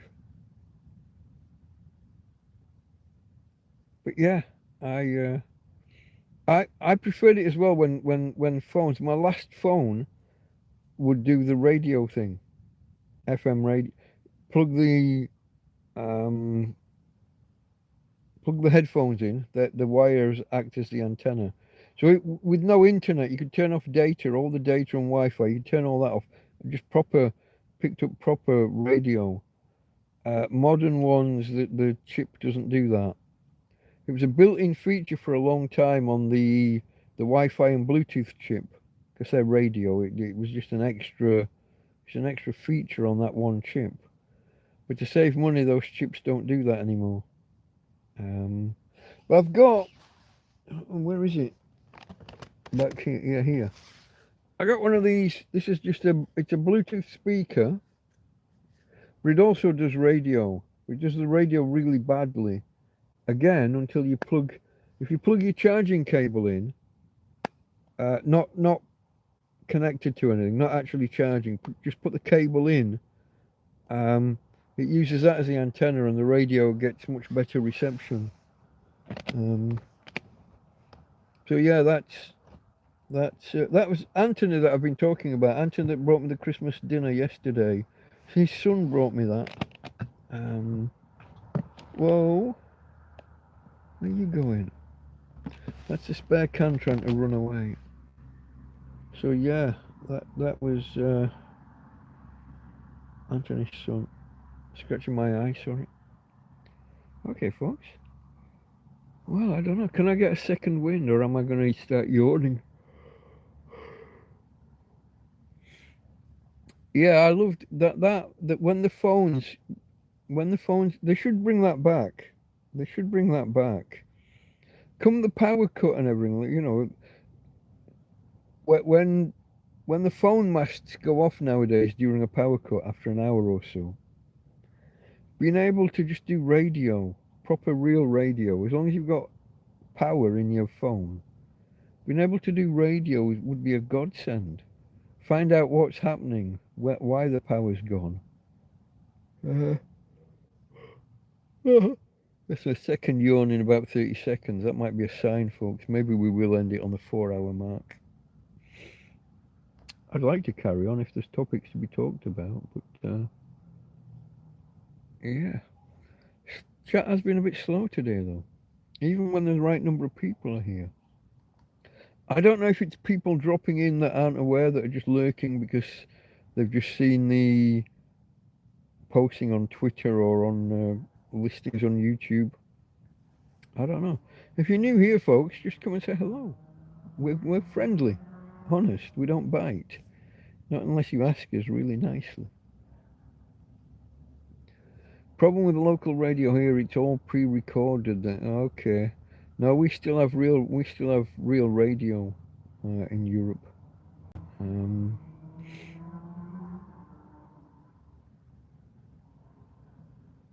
yeah. Here we go again. All right, definitely ending it in 8 minutes, 8.5 minutes. Um, cheers to everyone that has arrived and everyone that's hit the thumbs up. If you haven't hit the thumbs up yet, folks, you might want to think about it. Help a guy out. It's just a tramp in a field. Oh, I am drinking a proper brand of beer right now. Maybe that doesn't help the image. My friend Anthony brought me a 12-pack of Amstel. He never buys the cheap supermarket stuff. It's almost always a proper real brand. I don't know. Maybe he doesn't. Maybe he doesn't know how to shop for cheap beer.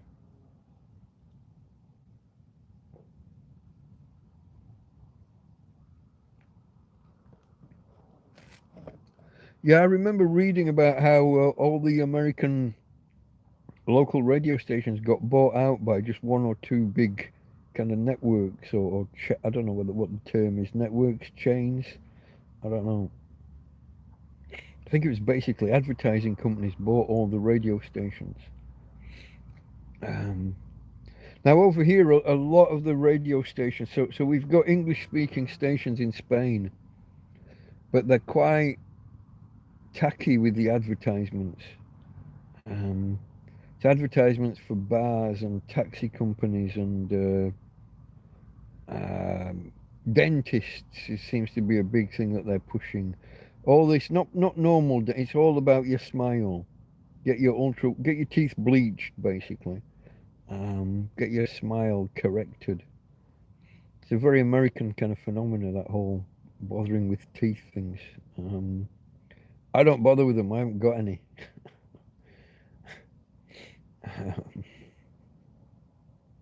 True story. But yeah. Oh. I am not going to keep going and fall asleep like I did. I think that was last Friday. I'm not doing that again. I will hang up before we get to that. But I don't think I'm far from it, actually. The eyes are watering 3 or 4 yawns per minute. I'm just desperately trying to hang on. There's a reason for hanging on for the 4 hour mark, folks. I'm not just being a knob. If you get above 4 hours, the video gets processed instantly. Well, within 15 or 20 minutes by YouTube. Under 4 hours, and I'm such a nobody with such a low viewer count that it would be 15 or 18 hours before this video was fully processed. All the different resolutions were available, and live chat replay was properly processed and synchronized. If I can hang on in there until, and I need to get safely past the 4 hour mark, maybe by another 30 seconds or a minute. We've had the odd disconnection. So my counter might not be real. It might not tally with what the video ends up being at the end. I hope you have a great night's rest and the sun shines for you and Tina tomorrow, says Frank. It's going to, mate. It's going to. Whether I get a good rest or not, that's probably down to me. You see me battling to stay awake. I would probably rather sit down and watch a film or something now. Because of the weather yesterday, there's a lot of things I didn't watch that I would normally watch. I was saying before, I haven't watched It's a Wonderful Life yet this year, or any of the diehards. So I got some of my Christmas classics. My phone, my light is fading. I can see it fading.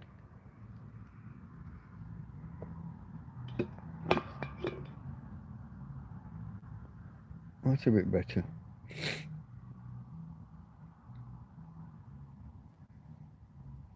Yeah, I've got that Discord problem where I wouldn't have known how to get in there or on there or do anything with it. I've still got half of Big Clive and his brother, Ralphie. I've still got half of that to watch. I was watching that last night, and oh, what happened? I was kind of interrupted by something and didn't get back to it. I can't remember what. But I've still got half of Big Clive to catch up on. Um, Discord, Discord just doesn't. I mean, it the app functions, the workflow, it doesn't work for me. The way the listing works on mobile. Don't know. Not just doesn't gel with the way my brain works. Maybe just the way the listings are and stuff. But I'm glad you enjoyed it. I'm glad everyone that was there had a good time. So you were on Discord. Were you watching the videos and films and things that he was doing that he was playing? Was he streaming films illegally, or were you just listening to audio, or did you have to play them yourself on another device while just chatting with other people about what you're watching? I'm not quite sure what it was or how it was going to go. Screen share. Okay. What's the legality there? Somehow that sounds a little bit whoa, a little bit way.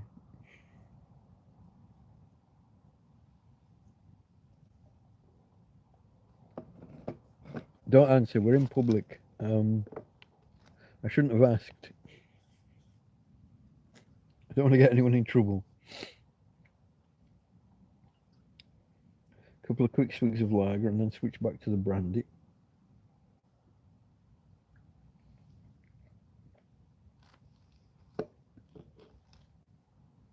Oh, I accidentally swallowed that sooner than I was ready for. Ah, now I get the burn. But it's down in the stomach rather than the throat. I swallowed the brandy before I was ready for it. It was a small group of friends together on Christmas watching movies together, yeah. That's the best way to put it for legal purposes. The fact that they're being broadcast or rebroadcast. Shush. Bunch of friends together. Yeah, if it was more functional for me, if it was better, if the app was better laid out or just work, I'd probably give it a go. But yeah, I can imagine everybody was there. Yeah, yeah.